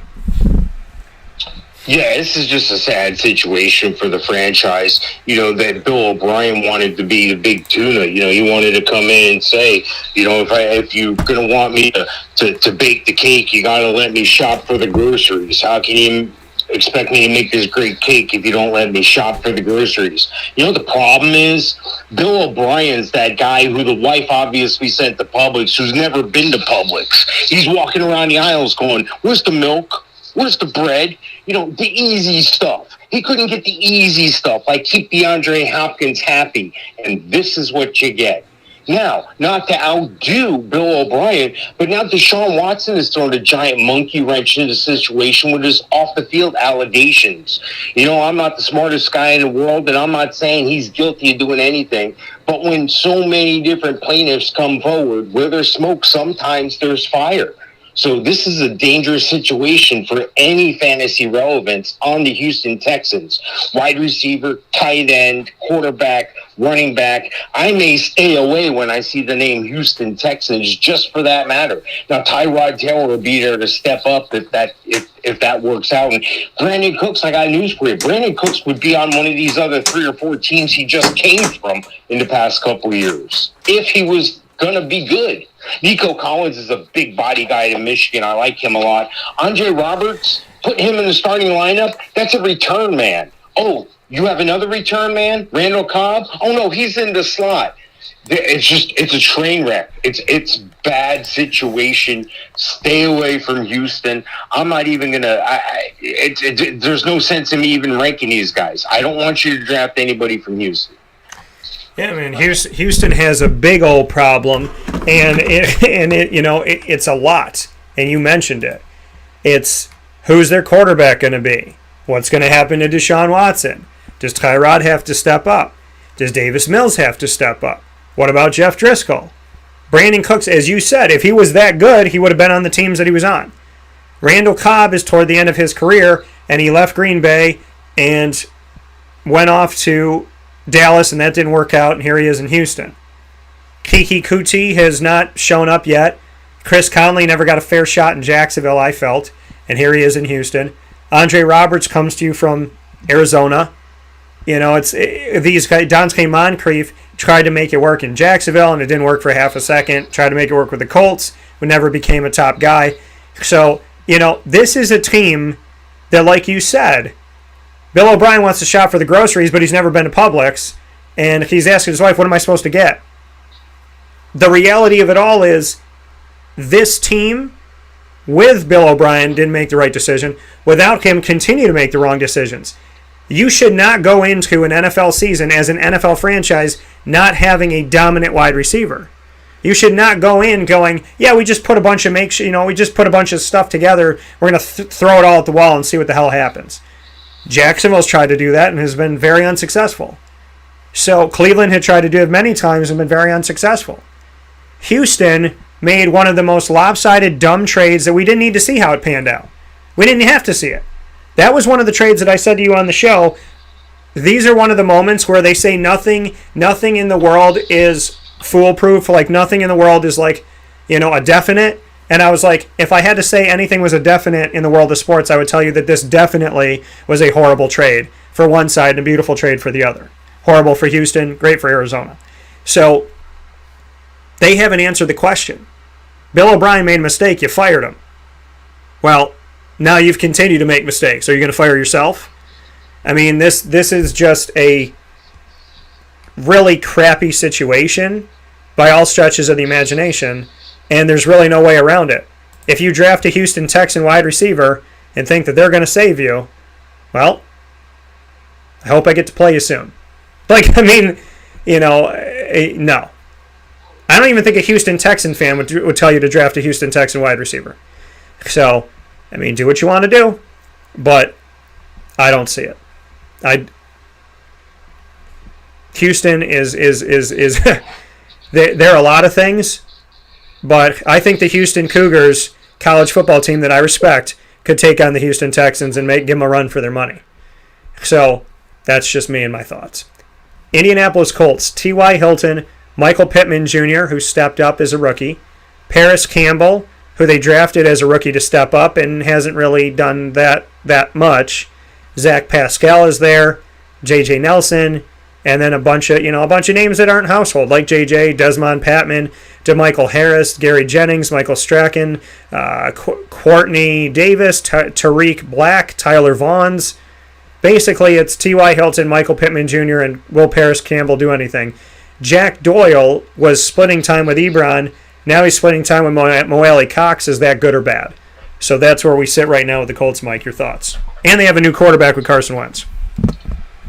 Yeah, actually, I like the Carson Wentz situation because of Frank Reich. When Carson Wentz had that MVP caliber season, when they went to the Super Bowl and all that, that was Frank Reich. That was Frank Reich and Carson Wentz. So Frank Reich believes in Carson Wentz. Carson Wentz believes in Frank Reich. And sometimes that's all you need is a guy like that to believe in you. Now, they're going to attack out of the backfield. They're going to get some maximum usage out of Jonathan Taylor, Naeem Hines, Marlon Mack, Jordan Wilkins. They just drafted Deion Jackson. But these other names, again, if I was listening to our show for the first time, I would say, geez, this guy doesn't like any of these wide receivers. The whole show, he's been downplaying all these. You're right. The teams that we've talked about so far for fantasy football purposes, these aren't the wide receivers you're looking for. These are not the droids you're looking for. These are the teams to stay away from. I have T.Y. Hilton. Number one guy. What's up? I have T.Y. Hilton ranked. This is Superpowered He's in the 40s. Green Goliath He's in the 40s. That's supposed to be their number one guy at 48 on my rankings. I can't draft that guy. I can't draft anybody. Now, I believe in Carson Wentz, but I believe it's going to be a situation where Michael Pittman and Paris Campbell are going to do enough to get enough. So they're all three going to starve a little bit. They're going to eat 2 meals a day instead of 3 meals a day. I want those guys eating 5 meals a day. I want those guys getting all the looks. So we just haven't come across those teams as of yet. I got Michael Pittman at 52. Now, Jack Doyle is going to be a red zone guy. He's going to be the ball hawk in the red zone. He's going to be the touchdown guy, but you can't count on him to go out there and get you 100 yards or so. Mo Alley-Cox is a guy that's trending upward. He better this year. He finally learning how to play the game, former basketball player. I did a piece on him a couple of years ago on the site. But Mo Alley-Cox, I like to take over that role. Those guys are going to cannibalize each other as well. So while I think Carson Wentz is going to do great this year, while I think Jonathan Taylor is going to do great, I think the Colts are going to have a decent year this year. I just don't think any one of these guys are going to do enough to warrant to be one of your top 3 receivers on your team. Yeah, and the thing is it's not that, Mike and I are saying we don't like any of these people because we're being so hard on them. We're telling you guys the truth. And, the truth is, as we look at some of these receiving cores, there's no answer yet. I think Michael Pittman could be a great steal. He could be a 2. He could be, I think he's a 3 now, but he could be a 2. He could be either one of those, a 2 or a 3. But I'm not sold on him yet. T.Y. Hilton was good, and then he wasn't. Then he's okay, then he wasn't. So he's not consistent. And I don't know what he's going to be with Carson Wentz. And Paris Campbell could end up emerging as a guy that Carson Wentz has the chemistry with. Listen, every quarterback has their guy. I tell you that every single year. And I say it over and over and over again because I mean it. Why was Colin Johnson so good with Jacksonville toward the end of the season? Because who was their quarterback? Mike Glennon. Who's Mike Glennon? The third string guy. Who was he throwing to in practice? Colin Johnson. More often than not, arguably. So he had a relationship with him more than he had with DJ Chark. So there you go. To say, well, who is this no-name taking plays away from DJ Chark? He's not a no-name to Mike Glennon. So Carson Wentz could come in here, and he could love Zach Pascal. He could love Paris Campbell. Then what's going to happen? He could love Michael Pittman and not have a relationship with T.Y. Hilton. He could struggle with T.Y. Not everybody's been great with T.Y. So, it's just, that's the reality. You don't know who Carson Wentz is going to be most comfortable with. It's a question mark with rookie quarterbacks. It's a question mark with quarterbacks that come onto a new team. Anybody that's coming onto a new team, everybody has their guy. So if you think it's T.Y. because it's always been T.Y., it doesn't mean it's going to be T.Y. It's not like Carson Wentz comes in and goes, oh, Andrew Luck really liked T.Y., so I'm going to like him. No, that's not how it works. If T.Y.'s been employee of the month the whole time that Andrew Luck was the boss, Carson Wentz may do things differently. He may look at things differently, and he might not give an employee of the month to T.Y. Hilton for the first 4 months. That's reality. So this is another situation where you have to temper your expectations, and you got to wait. I think Michael Pittman could be a great sleeper. I don't think T.Y. Hilton's a bad number 2, low end 2, high end 3. And Paris Campbell hasn't proved anything to me yet. So there we are. It's going to take time. There's still question marks. Moving on to Jacksonville, Mike, we have the juniors. DJ Chark Jr., Marvin Jones Jr., Laviska Shenault Jr., Colin Johnson still there. They brought in Jamal Agnew and Philip Dorsett, who both have time in Indy. We have Jalen Camp, who they drafted as their last pick from Georgia Tech. Farrell Cooper, who they just brought in from Carolina. And they have Chris Manhertz, James O'Shaughnessy, Tim Tebow, Luke Farrell, who they drafted in, I believe, the 4th round, at tight end. They don't have a tight end that they have leaned on. O'Shaughnessy is the only guy in this room that's been there. And the receivers, well, Laviska is coming off of his rookie season. Laviska Shenault there. DJ Chark's done some good things on the team. They have not made any moves for D.D. Westbrook, and they brought in Marvin Jones Jr. What are your thoughts? Yeah, kind of like you said before about the relationship the quarterback has with the receivers and the backup, throwing to the backup, so when he gets in the game, he throws it to the backup. That's his guy. Well, the same thing's happening with Trevor Lawrence here. If the Jags had used that late first-round pick on Pat Freiermuth, like some people thought, we might be talking about Pat Freiermuth in a different frame of mind here today. But they drafted Travis Etienne, and that's great.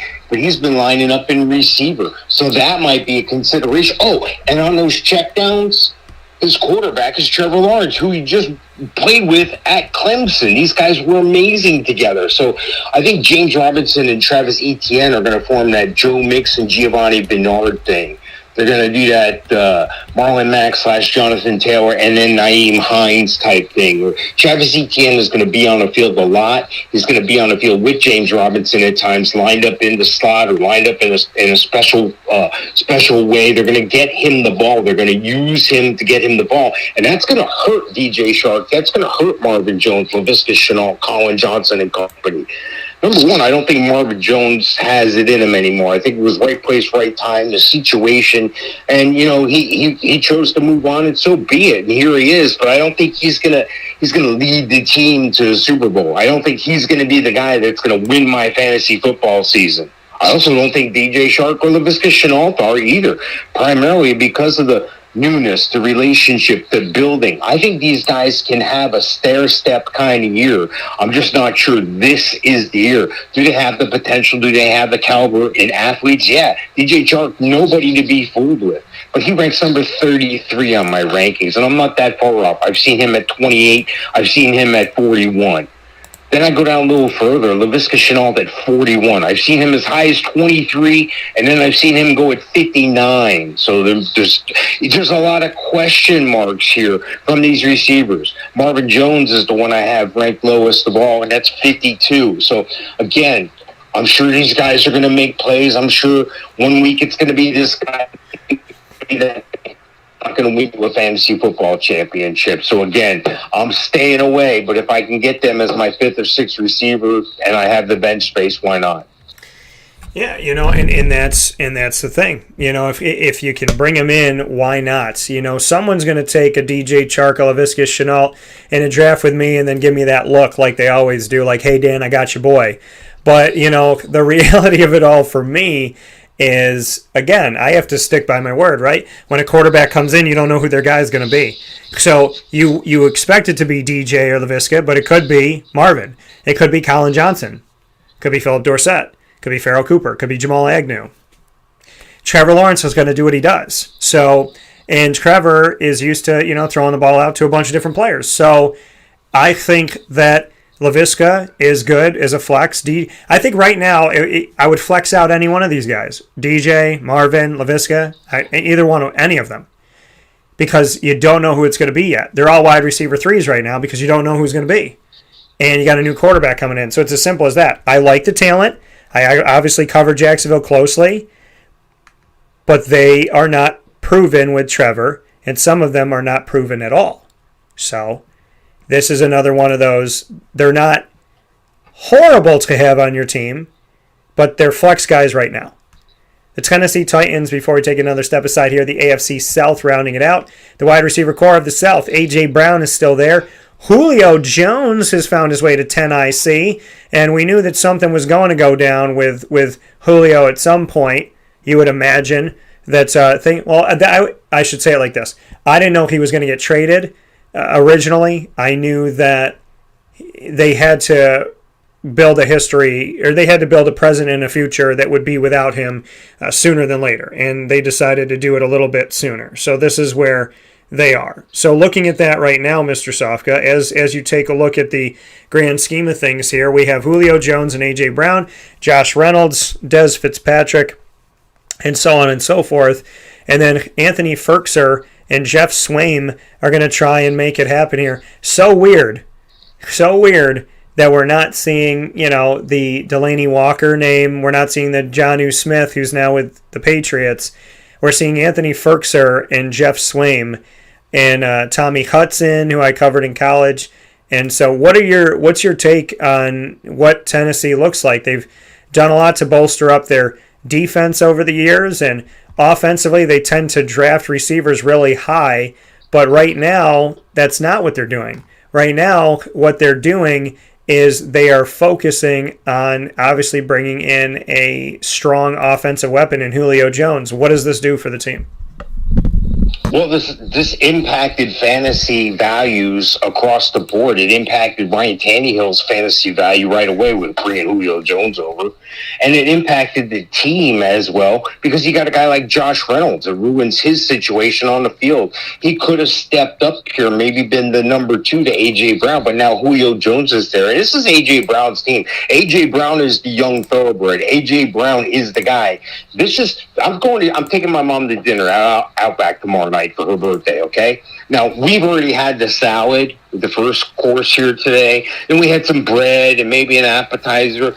This is bringing the meat and potatoes. They're bringing my steak right now, and this is what I'm talking about. A.J. Brown, number 5 on the wide receiver rankings for me. I think A.J. Brown is going to live up to that. I've seen him ranked as high as 3. I've seen him as low as 12. I've got him at number 5, and I think Julio Jones is going to do great things for him because you're going to have to make a choice who you're going to cover. I'm putting my number 1 on A.J. Brown, and A.J. Brown is still going to.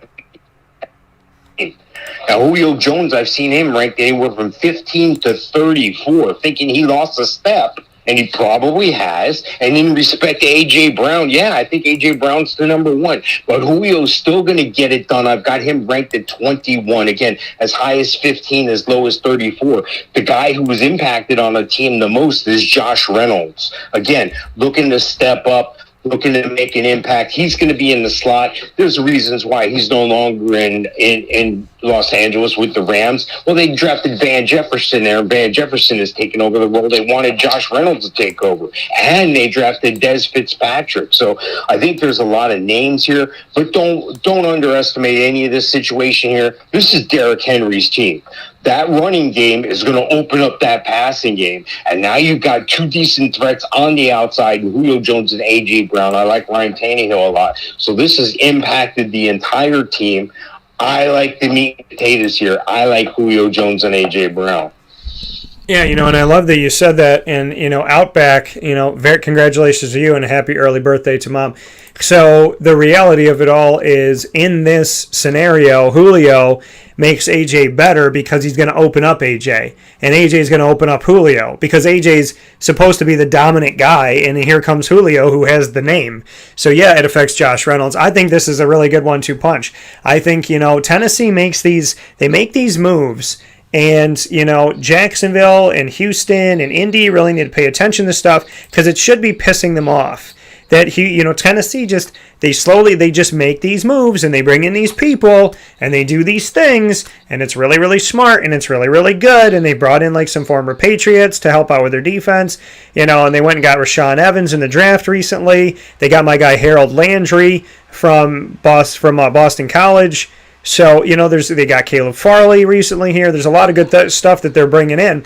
So, for me, you draft both of these guys. And I think that either one of them can rise to your number 1.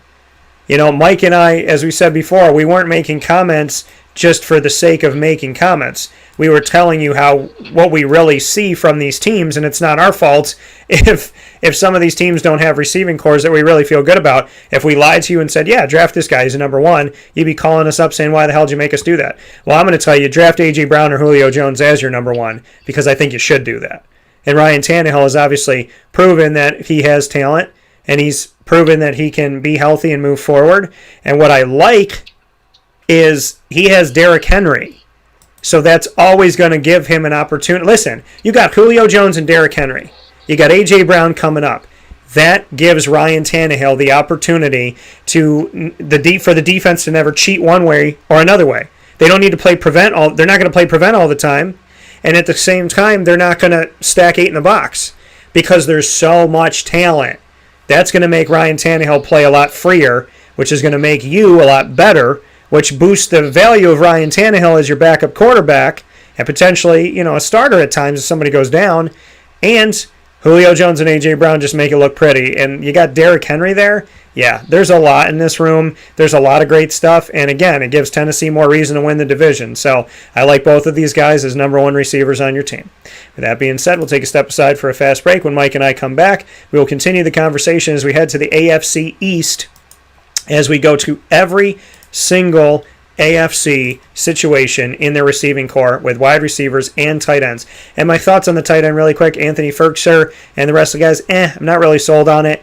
I'd have to see it. Maybe I get him as a backup, but this is not, I'm not writing home about any of the tight ends in Tennessee. I need to see something before I say something. So with that being said, we'll take a step aside from the Cafe Kubal studios. We'll be back momentarily for the AFC East and AFC West right after this.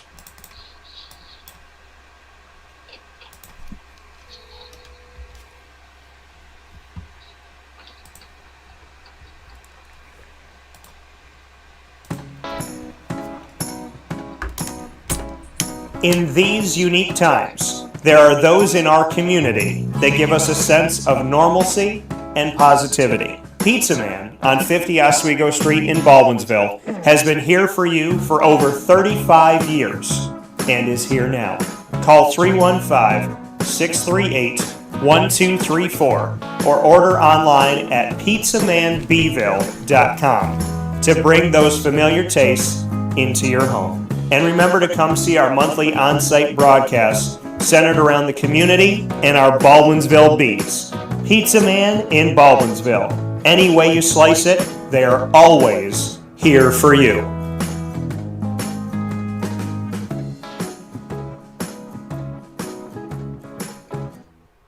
I'm George Townsend of Honda City with some good advice when buying a new car. The true cost of owning a new car is determined by the appraised value when you trade it. No vehicle appraises higher than a Honda. Next, look for low APRs and deep discounts. You also want low maintenance costs and great fuel economy. That's why my advice to you is to buy a new Honda. Looking pre-owned, visit our Honda Certified Used Car Center. Honda City, 7140 Henry Clay Boulevard, Liverpool, or HondaCity-CNY.com. It would be a pity if you don't shop at Honda City.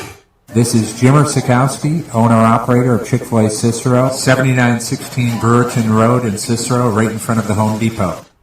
I had a deep feeling that God wanted me to do something bigger with my life and to help people, help others. I kept putting Chick-fil-A in my life, and I realized as I was going through the franchise selection process that positively impacting the lives of others was really core to what we do here at Chick-fil-A. First of all, it starts with the food. The food is brought in fresh daily. We bring in local produce. We prepare to order in the kitchen. We hand bread our chicken. We hand spin our milkshakes. It's great food. It doesn't taste like fast food. I think the second thing is the way people feel when they come in a Chick-fil-A restaurant. It's different. We try to treat people with intentional kindness here, which is very different and deeper than good customer service. And so I think it feels remarkable for most people to come in a Chick-fil-A restaurant. And then lastly, the impact that we try to have in the community is very different. It's a big part of the expectation of every operator of a Chick-fil-A restaurant is that they're actively engaged in their community, they're a leader in the community, and they're making a difference. When they realize that what we're striving to do is to shine a little light in their life, that's a very, very different experience than you will have at any other quick service restaurant. And it's that remarkable experience that I think people will emotionally connect with.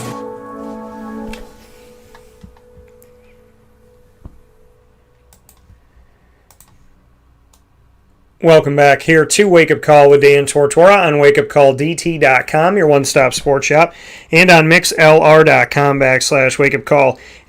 Inside of the Cafe Kubal studios, you can find Cafe Kubal on 3501 James Street, 324 West Water Street, 208 North Townsend Street, as well as on 401 South Salina Street, all in Syracuse. You can also find them inside of Golisano's Children's Hospital in downtown Syracuse and on 343 Fayette Street in Manlius, New York, and their newest location at Sweetheart Corners at the corner of Route 11 and Taft Road, in a historic marker in central and upstate New York history, that Sweetheart Corners, with their first, they're making history on a corner that made history. Sweetheart Corners is iconic, and now they are making history there with their first ever full drive-through at Cafe Kubal. So a lot of great stuff going on for Cafe Kubal, and I'm so happy that they got their drive-through and very much looking forward to going through that plenty of times, just as I did on opening day this past Monday. So appreciate Cafe Kubal, and I appreciate y'all going out there supporting them as they have supported you for so long by doing everything they can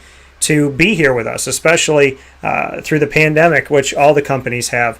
A shout out to Cafe Kubal, Carvel DeWitt, Wildcat Sports Pub, Chick-fil-A Cicero, and Chick-fil-A Clay, Victory Sports Medicine and Orthopedics, Avicoli's, Canine Camp Dog Daycare, PB&J's Lunchbox, Honda City of Liverpool, Pizza Man, the Millhouse Market, Canine Campground Dog Boarding, and Ma and Pa's Kettle Corn and Popcorn Factory. Head to maandpazpopcorn.com today and use the promo code DT20 from Florida to New York to wherever you are in the 50 United States. Go to maandpazpopcorn.com, select your favorites, and use my promo code at checkout, and you'll get 20% off nationwide. And you can in-store pickup if you live here in the community as well and still get 20% off as long as you place your order online at maandpazpopcorn.com. That being said, Mike and I are here inside of the Fantasy Football Power Hour, brought to you by the Wildcat Sports Pub on 3680 Milton Avenue in Camillus, New York. And we are heading to the AFC East in our discussion, starting with the Buffalo Bills. We are going to every AFC team to look at their receiving core for their fantasy value, talking with you about the wide receivers and the tight ends combined in receiving cores around the AFC. Stephon Diggs, Emmanuel Sanders, Cole Beasley, Gabriel Davis, Isaiah McKenzie, and so on and so forth. McKenzie's the young gun here. Gabriel Davis, relatively young. They took a chance on him out of UCF, who I covered when he was in college, and he has not disappointed there at all. He's been a fantasy stud as a sleeper. Cole Beasley is still there after playing for the Cowboys, now heading back to his second season with the Bills. Emmanuel Sanders has been all around, making his hay really in Denver, and now he is on this team, and Stephon Diggs is leading the charge after they spent some good bread to bring him in from Minnesota. On the tight end front, they have Dawson Knox, who they drafted. Jacob Hollister is there. Tommy Sweeney, who they got out of Boston College. And I think I confused him with Tommy Hudson. So Tommy Sweeney from BC. What are your thoughts on the receiving core of the Buffalo Bills and who you think can really step things up here? Well, this is the first team we've really talked about. The second team we've really talked about that has a true number one guy and a guy that can be number one on your fantasy team. I've seen him ranked as high as 1. I've seen him as low as 6. I got him at number 2, and that's Stephon Diggs. He's got the speed. He's got the size. He's a proven commodity. He has a good relationship with Josh Allen. And Josh Allen's a phenomenal quarterback, can run the ball and pass the ball with ease.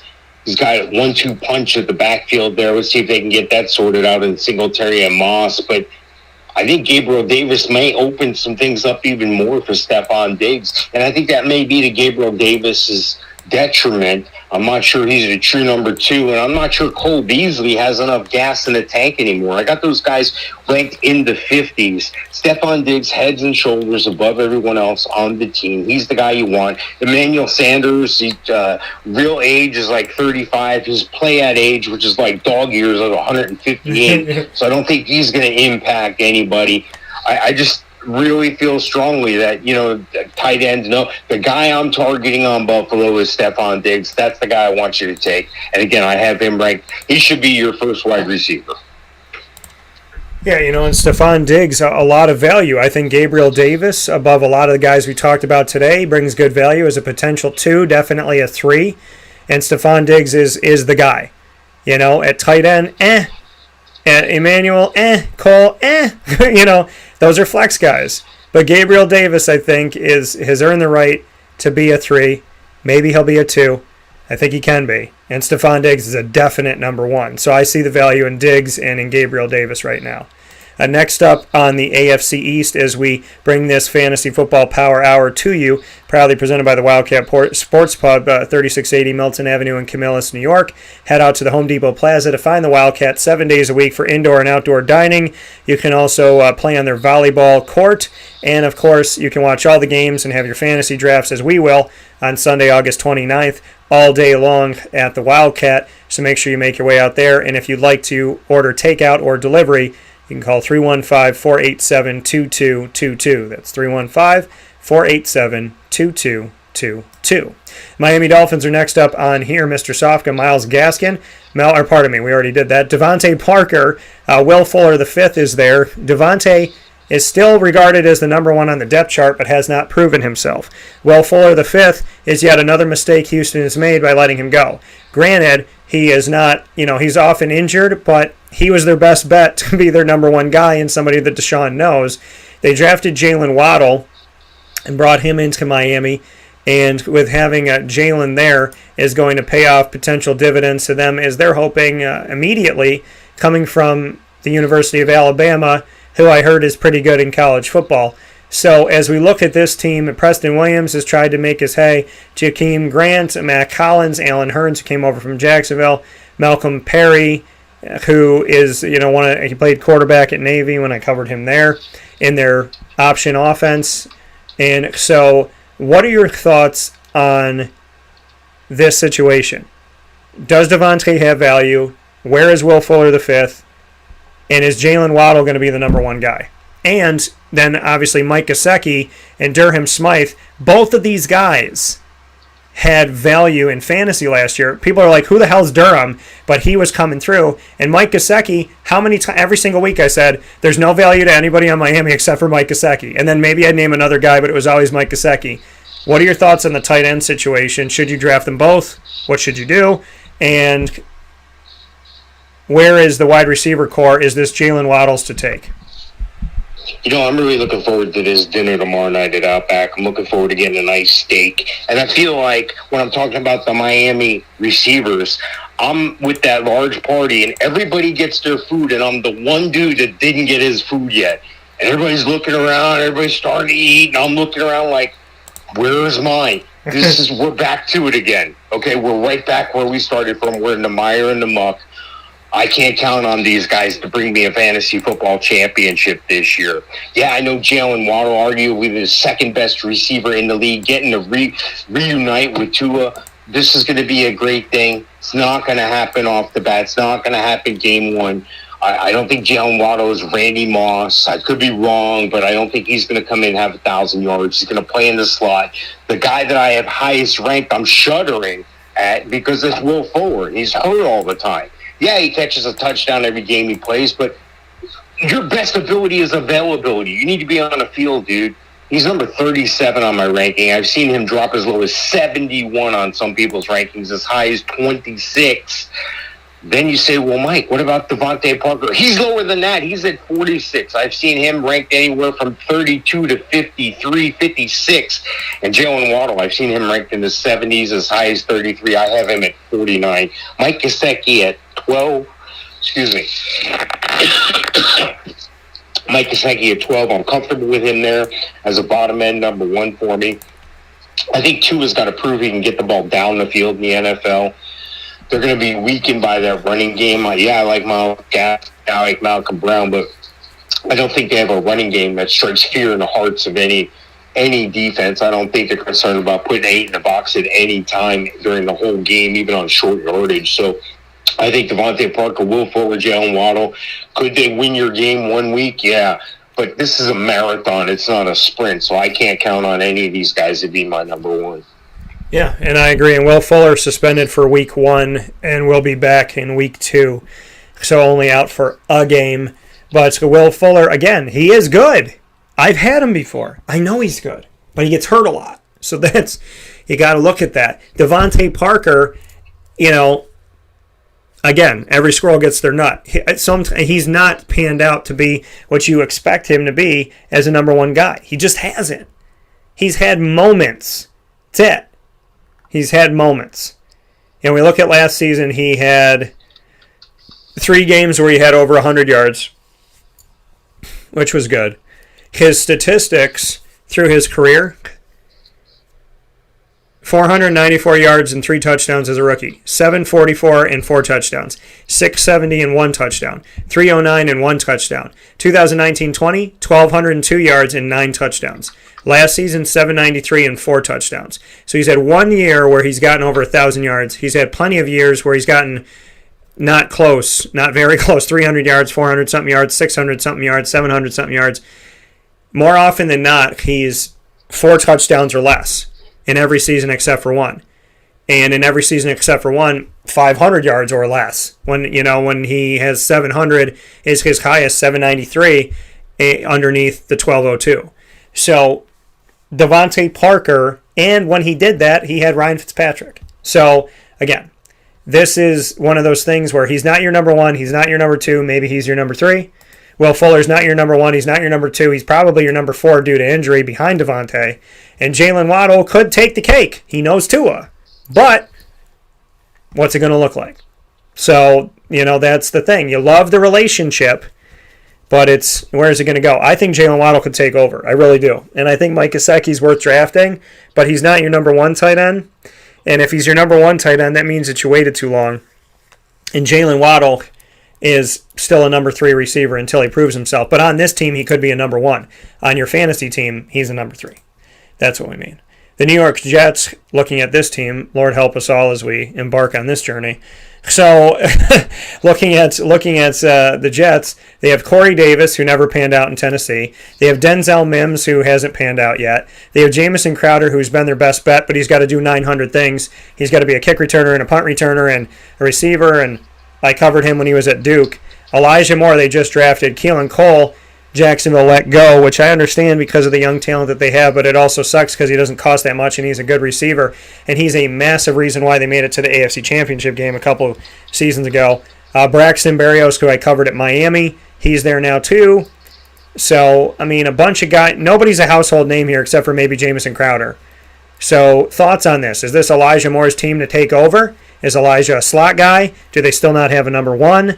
And then Chris Herndon and Tyler Kroft at tight end. What are your thoughts with that as well?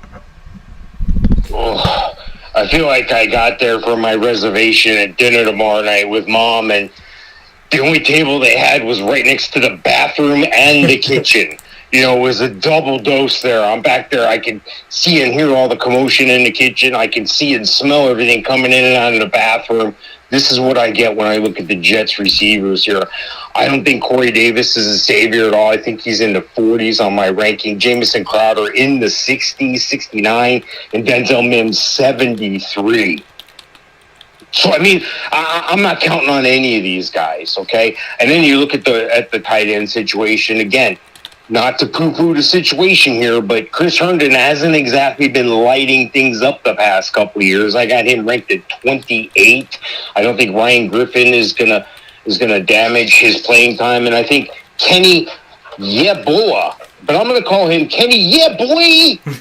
I don't think he's gonna see any time, even though drafted this year. I can't count on anybody from the Jets.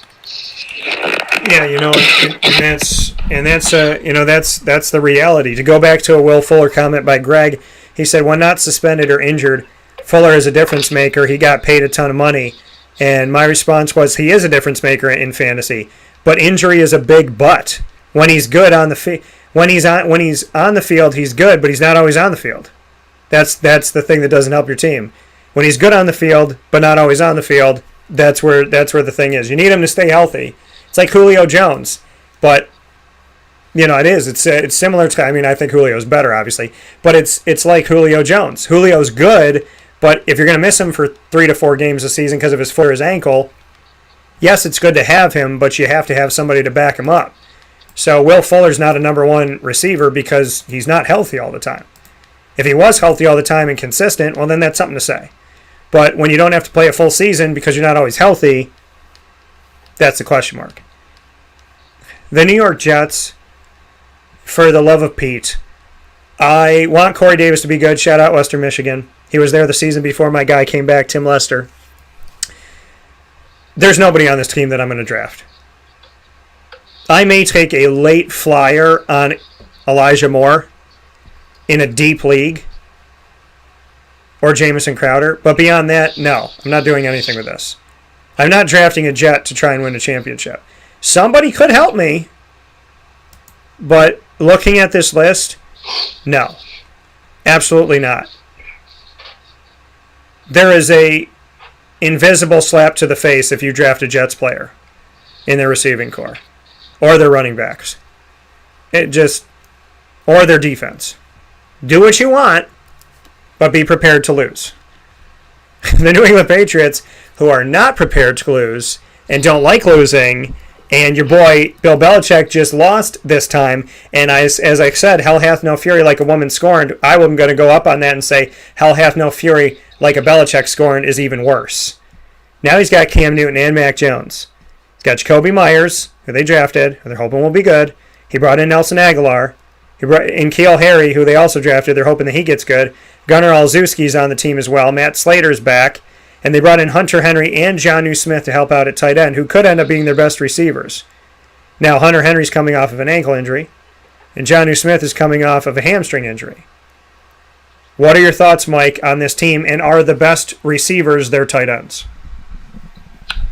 Yeah, without a doubt. I keep bringing up this dinner situation. I got to do it again. I feel that, this is similar to the Jet situation. I show up for my reservation for dinner, and they're taking me back by the bathroom and the kitchen. I'm like, oh, thank God they still have a table. It's by the restroom and by the kitchen, but that's okay. And they take me through the kitchen, out the back door, and park me next to the dumpster. This is where my table is when I'm talking about the New England Patriots receiving corps. Kendrick Bourne, Nelson Aguilar, Jacoby Myers, he's beat out N'Keal Harry, who hasn't worked out, who has the size, the speed, and the tools. Gunnar Olszewski, he might work out.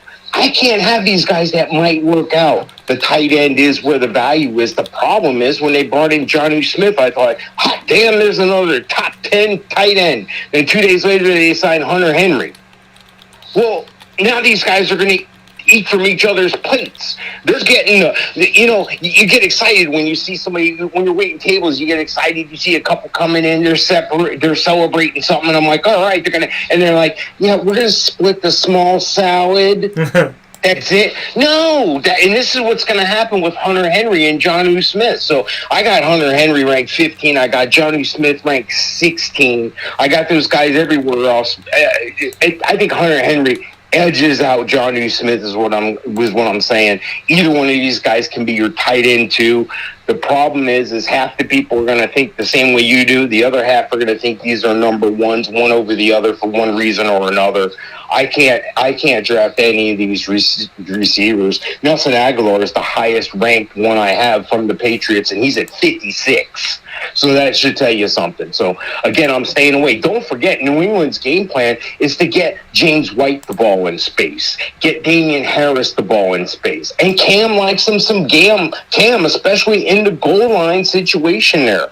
They bring in Ramondre Stevenson, it's a good size back. They're going to do what they can do with him. And then if Cam doesn't work out and has another down year, they're going to turn to a rookie, a Matt Jones. That's not going to do anything good for those receivers and your fantasy football season.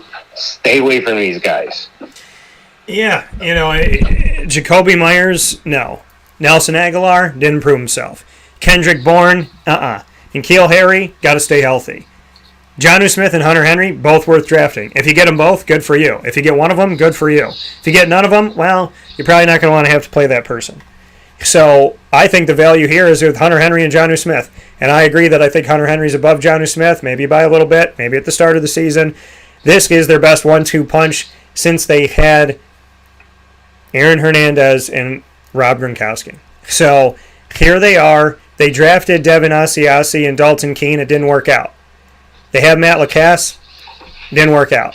They went and got Hunter Henry and Jonnu Smith, two starting tight ends that were worth drafting on their respective teams before they came to New England. So this is your best. And I think Mac Jones will be throwing to them sooner than later. I don't think that means Cam Newton's out of it totally. But for those of you that hate the Tim Tebow, and by the way, I had a dream last night that they were at Jacksonville was at the goal line, and they thought Trevor Lawrence had the ball, and he hiked it, and they said, who has the ball? And then Tim Tebow ran around the right side into the end zone. I had that dream last night. If you're going to knock Tim Tebow for that and knock the Jaguars, what do you think they're going to use Cam Newton for? So I'm just saying, at least for this year. But I think Mac Jones will eventually be throwing to them. I don't trust any of these receivers. I trust their tight ends. So in this receiving core, draft Jonnu Smith, draft Hunter Henry. I shouldn't have to tell you that, but I proudly will because that's what we do on this show. We'll take our final step aside on Wake Up Call with Dan Tortora inside of the Fantasy Football Power Hour, proudly presented by the Wildcat Sports Pub here with Mr. Mike Sofka of Hall of Fame FantasyFootball.com. Join our Facebook group, Winning Fantasy Football. Go to Facebook, click on the search bar and type in Winning Fantasy Football, then click Join. It's as easy as that. Look it up. Join us, and let's have some fun. We'll take a step aside and have more fun right after this inside the Cafe Kubal studios. This is Wake Up Call, where sports meets life. I am Dan Tortora, and I am always happy to be here with you, telling you to live your dreams, be who you are, be proud of who you are, and, of course, to always join the discussion here on Wake Up Call because we love having you.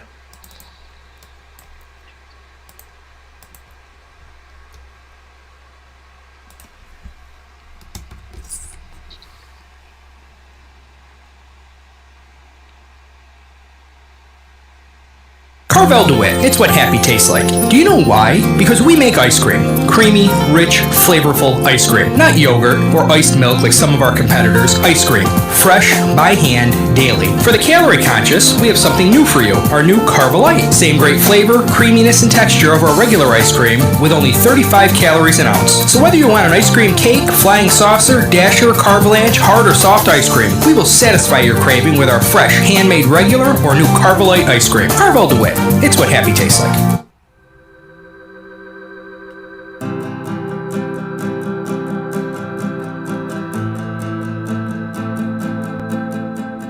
Cafe Cabal offers same-day local delivery of our products, offering no delivery charge for Onondaga County. Shop cafecabal.com for fresh roasted coffee beans, cold brew, travel mugs, and all your essential Cafe Cabal needs. Cafe Cabal, coffee for the soul.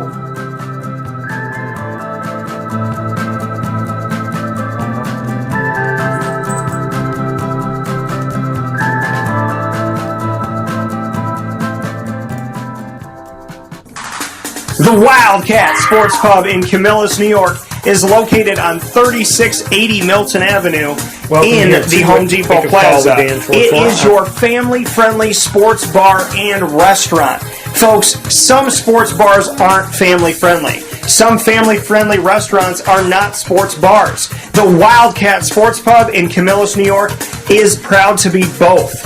It is that marriage that you've been looking for years. The Wildcat Sports Pub is your home base for your sports bar and restaurant needs, games for the kids, indoor and outdoor activities, and enough things on the menu to come back every single week and get to try something new.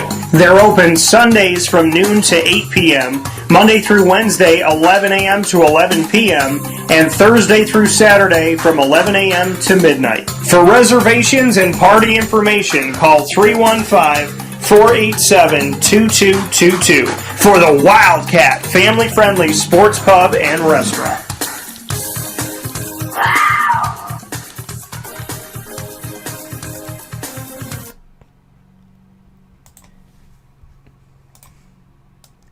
Welcome back here to Wake Up Call with Dan Tortora on wakeupcalldt.com, your one-stop sports shop, and on mixlr.com/wakeupcalldt. Appreciate you being here every Monday through Friday from 9 a.m. to 11 a.m. Eastern Time, and thank you so much for being a part of the show where sports truly meets that thing called life. We thank you so much for being a part of the broadcast and being here with us on Wake Up Call with Dan Tortora. We're inside of the Cafe Kubal studios and so thankful to have you here with us and to celebrate everything that we're doing with fantasy football today and every day.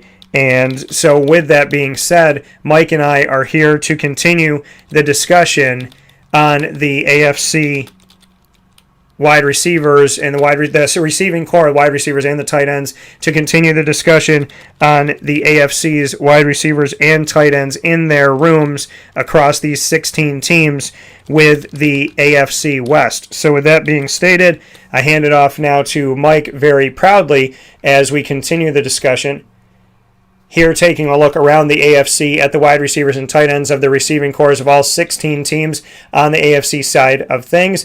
Mike, we go into the AFC West, and so we'll start in the AFC West with our first team up, and our first team up in the AFC West is the Denver Broncos. Your thoughts as we take a look at a team that features Cortland Sutton, who's coming off of injury. I call him Hands, and I covered him at SMU. Jerry Jeudy and him healthy, I would love to see a full season of that. I'd love to see years of that and what that can be. KJ Hamler stepped up at times. Tim Patrick tried to do some things due to injury to Cortland Sutton and whatnot. Noah Fant is there with them as well at tight end, a high draft pick for them in recent history. What is your take on a Denver Broncos team with the guys that they have and if they're all healthy? Well, the challenge here with this team is the quarterback. The quarterback is hampering drafting one of these guys as your number one receiver, in Cortland Sutton or Jerry Jeudy, when either or both of these guys could be your number one receiver fantasy-wise. Jerry Jeudy, I have ranked at 36. I've seen him in the 50s. As high as 32, I have him at 36. And let's see, looking at Cortland Sutton, I have about the same here. I just lost my place here on my ranking sheet. Sorry. I have him at 23. I've seen him as high as 27, as low as 41. I'm a little higher on Cortland Sutton, and you were right. KJ Hamler stepped up at times last year, but KJ Hamler hampered by injuries and so forth as well. But this is a guy who I look forward to see him run out of the slot. But don't make any mistake. This is going to be a running football team. That's why they drafted Javonte Williams. That's why Melvin Gordon is still around and has to prove himself. I look at Javonte Williams as a higher, a more pedigreed running back than Phillip Lindsay was, but with the same type talent, the ability to break one loose at any time, the ability to be a power runner and a finesse runner, the ability to put a foot in the ground and go and shoot through the gap. This is a guy who can get it done. So I'm confident in their running game. I think the draft value for receptions, though, is going to be Noah Fant. Noah Fant, I have him ranked at number 9. Drew Lock likes throwing to the tight end. He likes throwing to the tight end so much, they drafted his former tight end, Albert O, who's on the roster. I look for him to get some more play, but not at the expense of Noah Fant outside of an injury. And then you take a look at what if they go the other way with Teddy Bridgewater. So this could change everything. Well, Teddy Bridgewater's used to throwing to the tight end as well. He did that when he was in Carolina. So he did that when he was with New Orleans. This is a guy who can still play, has some game in him. I wouldn't be surprised if Teddy Bridgewater was tabbed as starter, but I don't think it's going to affect his relationship with these receivers until they show me something. So these could be guys that are forgotten about. Stay tuned for updated rankings closer to the start of the season when we know more information about the quarterback situation in case anything changes here. But right now, I don't feel confident in these guys being my number 1, but I am confident in Noah Fant being my number 1. Yeah, and that's the thing, too, is again, another team of guys that have to stay healthy. I like Cortland Sutton, but drafting him, obviously when a guy goes down, it's going to hurt your team, and his caliber is so high. I believe he has an upside. Jerry Jeudy has an upside. I like both of these guys, and both of them are coming off of injury. So it's about them staying healthy, and it's about them that's what they need to do here as we move forward to give them continued value. I think that Jerry can rise to be a 1. I think Cortland could be a high-end 2, a low-end 1 on your team. But health is a big question mark, and that has to be, that you have to look at that. You have to definitely look at that and see, what this is going to be. Also, they're changing their quarterback for the 100 millionth time in Denver, and I think Teddy Bridgewater could very well take over. So, I think Teddy didn't get a fair shake in Carolina.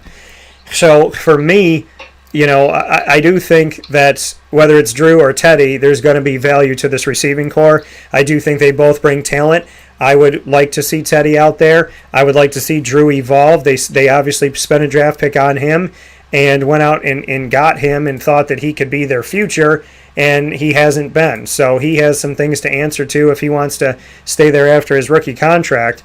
So, I think Cortland Sutton and Jerry Jeudy both bring value to this team, and I think Noah Fant does as well. Noah Fant is a top 10 tight end for me, arguably, and Cortland Sutton and Jerry Jeudy, like I said, 2 number 2s that could be number 1s. I think Jeudy a little bit more than Cortland Sutton, but it's about staying healthy. So I do think they're worth drafting. Cortland's coming off of an ACL and MCL injury. Jeudy's coming off of an illness. That's so that's a little bit different here. But my hopes that both of these gentlemen can come through for your fantasy team. I do think they're both worth drafting, but I don't think either one of them is your number 1 guy yet. So I wouldn't draft him in the first or second round. But depending on how deep your league is, you may have to draft Jerry Jeudy in your second round. So I would say Jeudy first, then Sutton. I do think they have value, but my expectations are a little bit lower just because I need them both to stay healthy. Moving forward from here to Kansas City, Mr. Sofka, as we take a look at the Chiefs, Sammy Watkins, who was supposed to be their number 2 guy. They still have their number 1 guy, the speedster, and Tyreek Hill. McCole Hardman moves up a little bit here. Demarcus Robinson might get a little more change in the bank here. And everybody after that is not a household name. Byron Pringle, Cornell Powell, Marcus Kemp, Antonio Callaway, Doris Fountain, Garrick Dieter, Jody Fortson, Chad Williams, Maurice French, who I covered in college, Dalton Schoen, and Chris Finke. And then you have Travis Kelce, who's obviously doing what he does. So besides Tyreek Hill and Travis Kelce, is there any value? And I don't think we need to tell people to draft these guys, but we're here to talk about the receiving core of Kansas City, and they're a part of it. Yeah, well, this is finally the situation. Again, going back to the dinner reference, I'm sitting at the table and they bring me my steak, and then another waitress brings me another steak. And they realize they made a mistake, but they say, don't worry about it, we'll bring you a to-go box. I'm getting 2 number ones here. Travis Kelce's number one, hands down, number one tight end. Volume's there, talent's there, red zone opportunities are there. Tyreek Hill, undisputed number one guy on that team, runs a 4.27, I believe, if I'm not mistaken. I remember when we talked about him years ago, and nobody knew who the heck this cat was. I said, look out for this cat. He runs a 4.29, and sure enough, that's what he's done. Cornell Powell, he's a 4-4 guy. This is a guy who could see some action this year because of the departure of Sammy Watkins. I'm not sure DeMarcus Robinson is going to have the stones to step up and cover even what Sammy Watkins was able to do on good days. McCall Hardman's good for a big play every other game. That's not going to win me championships. I got McCall Hardman ranked at 58. I got DeMarcus Robinson a lot lower than that at 73. I don't have Cornell Powell ranked yet because I haven't seen much yet. But I'll tell you, I saw a fast guy in college, and he did well in college. It's just he had a lot of talent around him as well. Tyreek Hill's your guy. Travis Kelce's your guy. They got an excellent run game. They got an excellent quarterback. This team is built around Travis Kelce and Tyreek Hill. Those are the guys you want as your receivers. Yeah, I mean, and that's like I said, it's so clear, and it's so, I mean, again, like you said, 2 steaks, and then you did a little play on words, make a little mistake. But you're not going to make a mistake by drafting either one of these guys. So, there I go in my response to it. Travis Kelce, Tyreek Hill, get them both, do it up. McCole Hardman is a low flex. DeMarcus is a lower flex. It's Tyreek Hill and Travis Kelce. That's where it lies, folks. They may not look as deep at wide receiver, but they don't have to. They have Tyreek Hill and Travis Kelce and Clyde Edwards-Helaire as their running back. And they have Pat Mahomes, who can do a lot of different things too. So I'm not worried about this team. And fantasy-wise, you got a number 1 receiver and a number 1 tight end. And we haven't been able to say that about the majority of the teams in the AFC, but we're saying it about Kansas City. We move on to the Las Vegas Raiders. And the Vegas Raiders having some fun in their spaceship. They had to open their spaceship with no fans. Now they get to open their spaceship with fans. Henry Ruggs III, he looked good at the beginning of the season. Then where did he go? John Brown, who's bounced around here and was in Baltimore, but he was in Arizona before that. Now he's a Raider.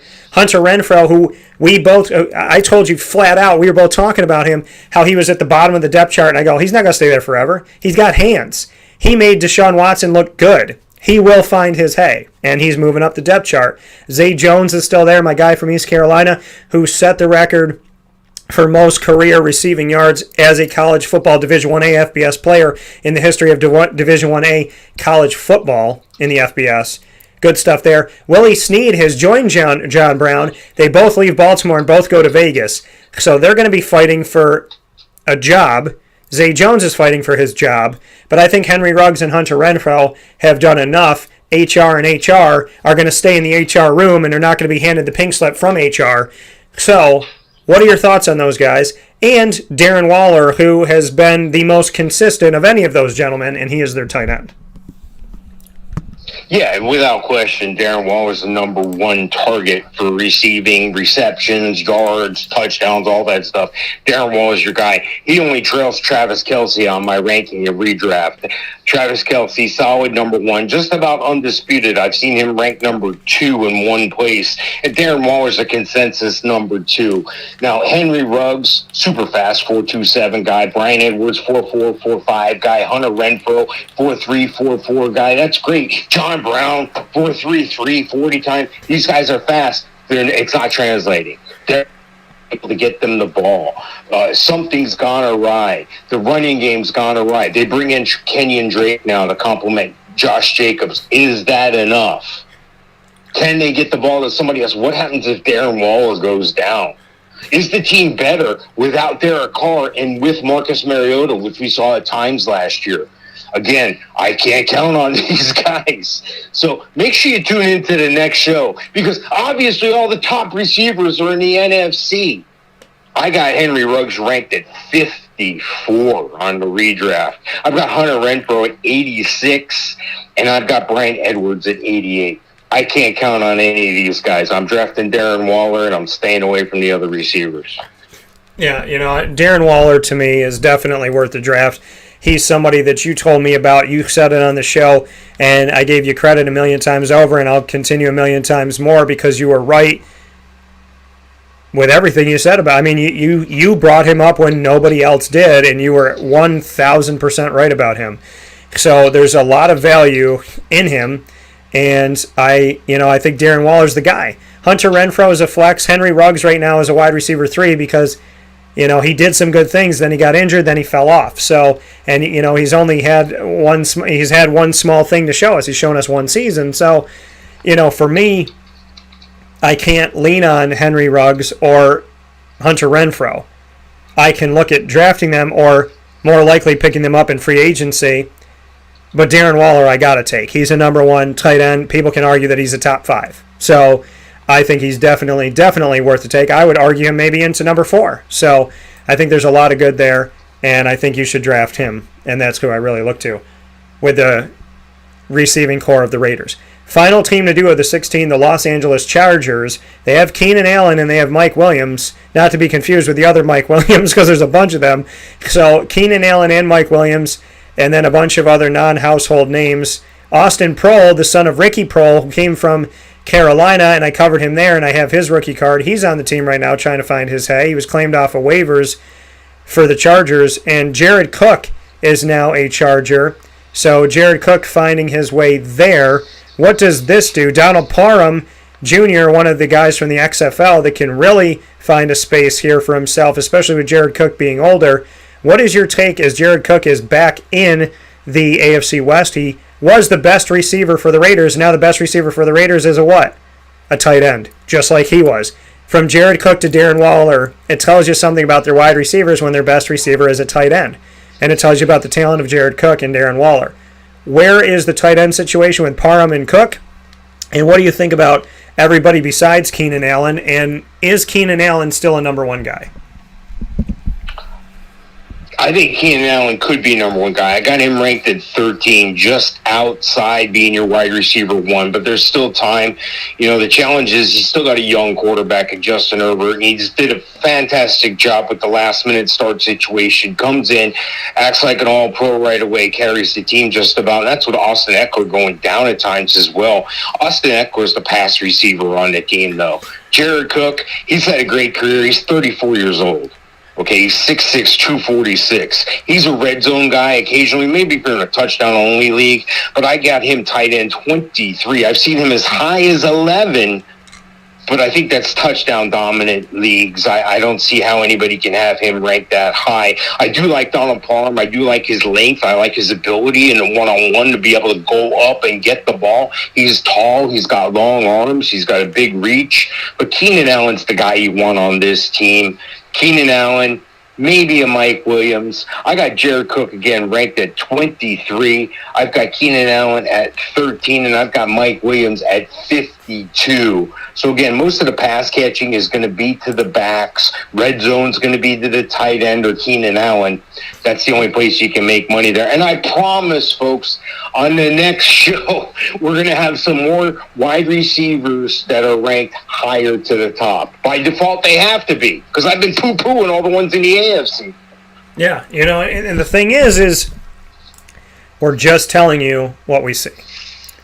So Keenan Allen is worth drafting, but he's a lower-end number 1. Nobody else in the receiving core at wide receiver is worth drafting, in my opinion, high. And Mike Williams, Jared Cook and Donald Parham, I think both of them are going to get an opportunity. If you have to take 3 tight ends, people are not going to know Donald Parham. So if you have to take 3, you can take him at 3rd, and people won't even know who you took, and it's good for you. I like Jared Cook. I like Donald Parham as a sleeper. I like Keenan Allen as the starting receiver. Besides that, nada else. That's how I feel, and that's the truth. So, with that being said, this has been an entire look at every receiving core of the AFC. 16 teams, half of the NFL, receiving cores, wide receivers, and tight ends in one single episode of the Fantasy Football Power Hour inside a Wake-Up Call with Dan Tortora, proudly brought to you by the Wildcat Sports Pub. Next week is the NFC and Mike Sofka. As always, I appreciate you so very much, and I thank you for all that you do and for the amazing human being that you are and all of the great work that you put into it. So thank you, thank you, thank you, and I look forward to talking with you soon. Hall of Fame FantasyFootball.com, as well as Winning Fantasy Football Group on Facebook. Mr. Sofka, thank you for your wonderful, wonderful hours that you put into this and all the blood, sweat, and tears. It doesn't go unnoticed, and we appreciate it, and this is going to be so valuable to everybody as we get set for the draft. We've been preparing you for the 2021 fantasy draft when the 2020 season ended. We've literally, arguably, been preparing you even before that, so you have no excuses. Mike, thank you as always for being my partner with fantasy football. Hey, thank you, Dan. I appreciate the time. I'll talk to you soon. All right, sounds good. That coming from Mr. Mike Sofka, and that has brought us to the end of today's broadcast of Wake Up Call with Dan Tortora. We thank you so much for being a part of the show, and I cannot express enough how much I appreciate you being here with us on Wake Up Call with Dan Tortora. So with that being said, I want to proudly thank Mike for being a part of the show. I want to thank you for being patient with us this morning, and I want to implore you to go to our fantasy football page on wakeupcalldt.com to get all of these videos. You can also subscribe to us on youtube.com/wakeupcalldt to get all of these fantasy football videos. And of course, I implore you to go to all of our channels to get the show by going and searching Wake Up Call with Dan Tortora, or searching one word Wake Up Call DT on MixLR, YouTube, iTunes and Apple Podcasts, iHeartRadio, Spotify, TuneIn Radio, Podbean, and Stitcher. And of course, you can find us here every Monday through Friday from 9 a.m. to 11 a.m. Eastern Time, where sports meets life, on Facebook.com/LiveNowDT, YouTube.com/WakeUpCallDT, as well as on Facebook.com/WakeUpCallDT, Monday through Friday from 9 a.m. to 11 a.m. Eastern Time. And of course, you can join us on You can join Cafe Kubal, Carvel DeWitt, the Wildcat Sports Pub, Chick-fil-A Cicero and Chick-fil-A Clay, Victory Sports Medicine and Orthopedics, Avicoli's Canine Camp Dog Daycare, Pizza Man, Honda City of Liverpool, Millhouse Market, PB&J's Lunchbox, Canine Campground Dog Boarding, and Ma and Pa's Kettle Corn and Popcorn Factory in supporting Wake Up Call and supporting this community. Support our community by going out to all of these wonderful places, led by beautiful people doing beautiful work, hoping to build up our community and only see us progress and grow together. These are not just companies I work with, they are people that I partner with and people that I implore you to support because they're good people working hard, doing beautiful things in our community. None of these names are names that I'm not proud to go to myself, and I ask you to go there as well to support our community, to build us up, and to help out good people doing good things, because that's what it's all about. With that being said, find us on Facebook at WakeUpCallDT, Twitter at CallDT, Instagram at WakeUpCall_DT, and of course, go to our Winning Fantasy Football group on Facebook. In the meantime, God bless, no stress, do your best. I appreciate y'all, I send you my love, and I look forward to talking with you soon. Be yourself, and be proud. Talk to you soon.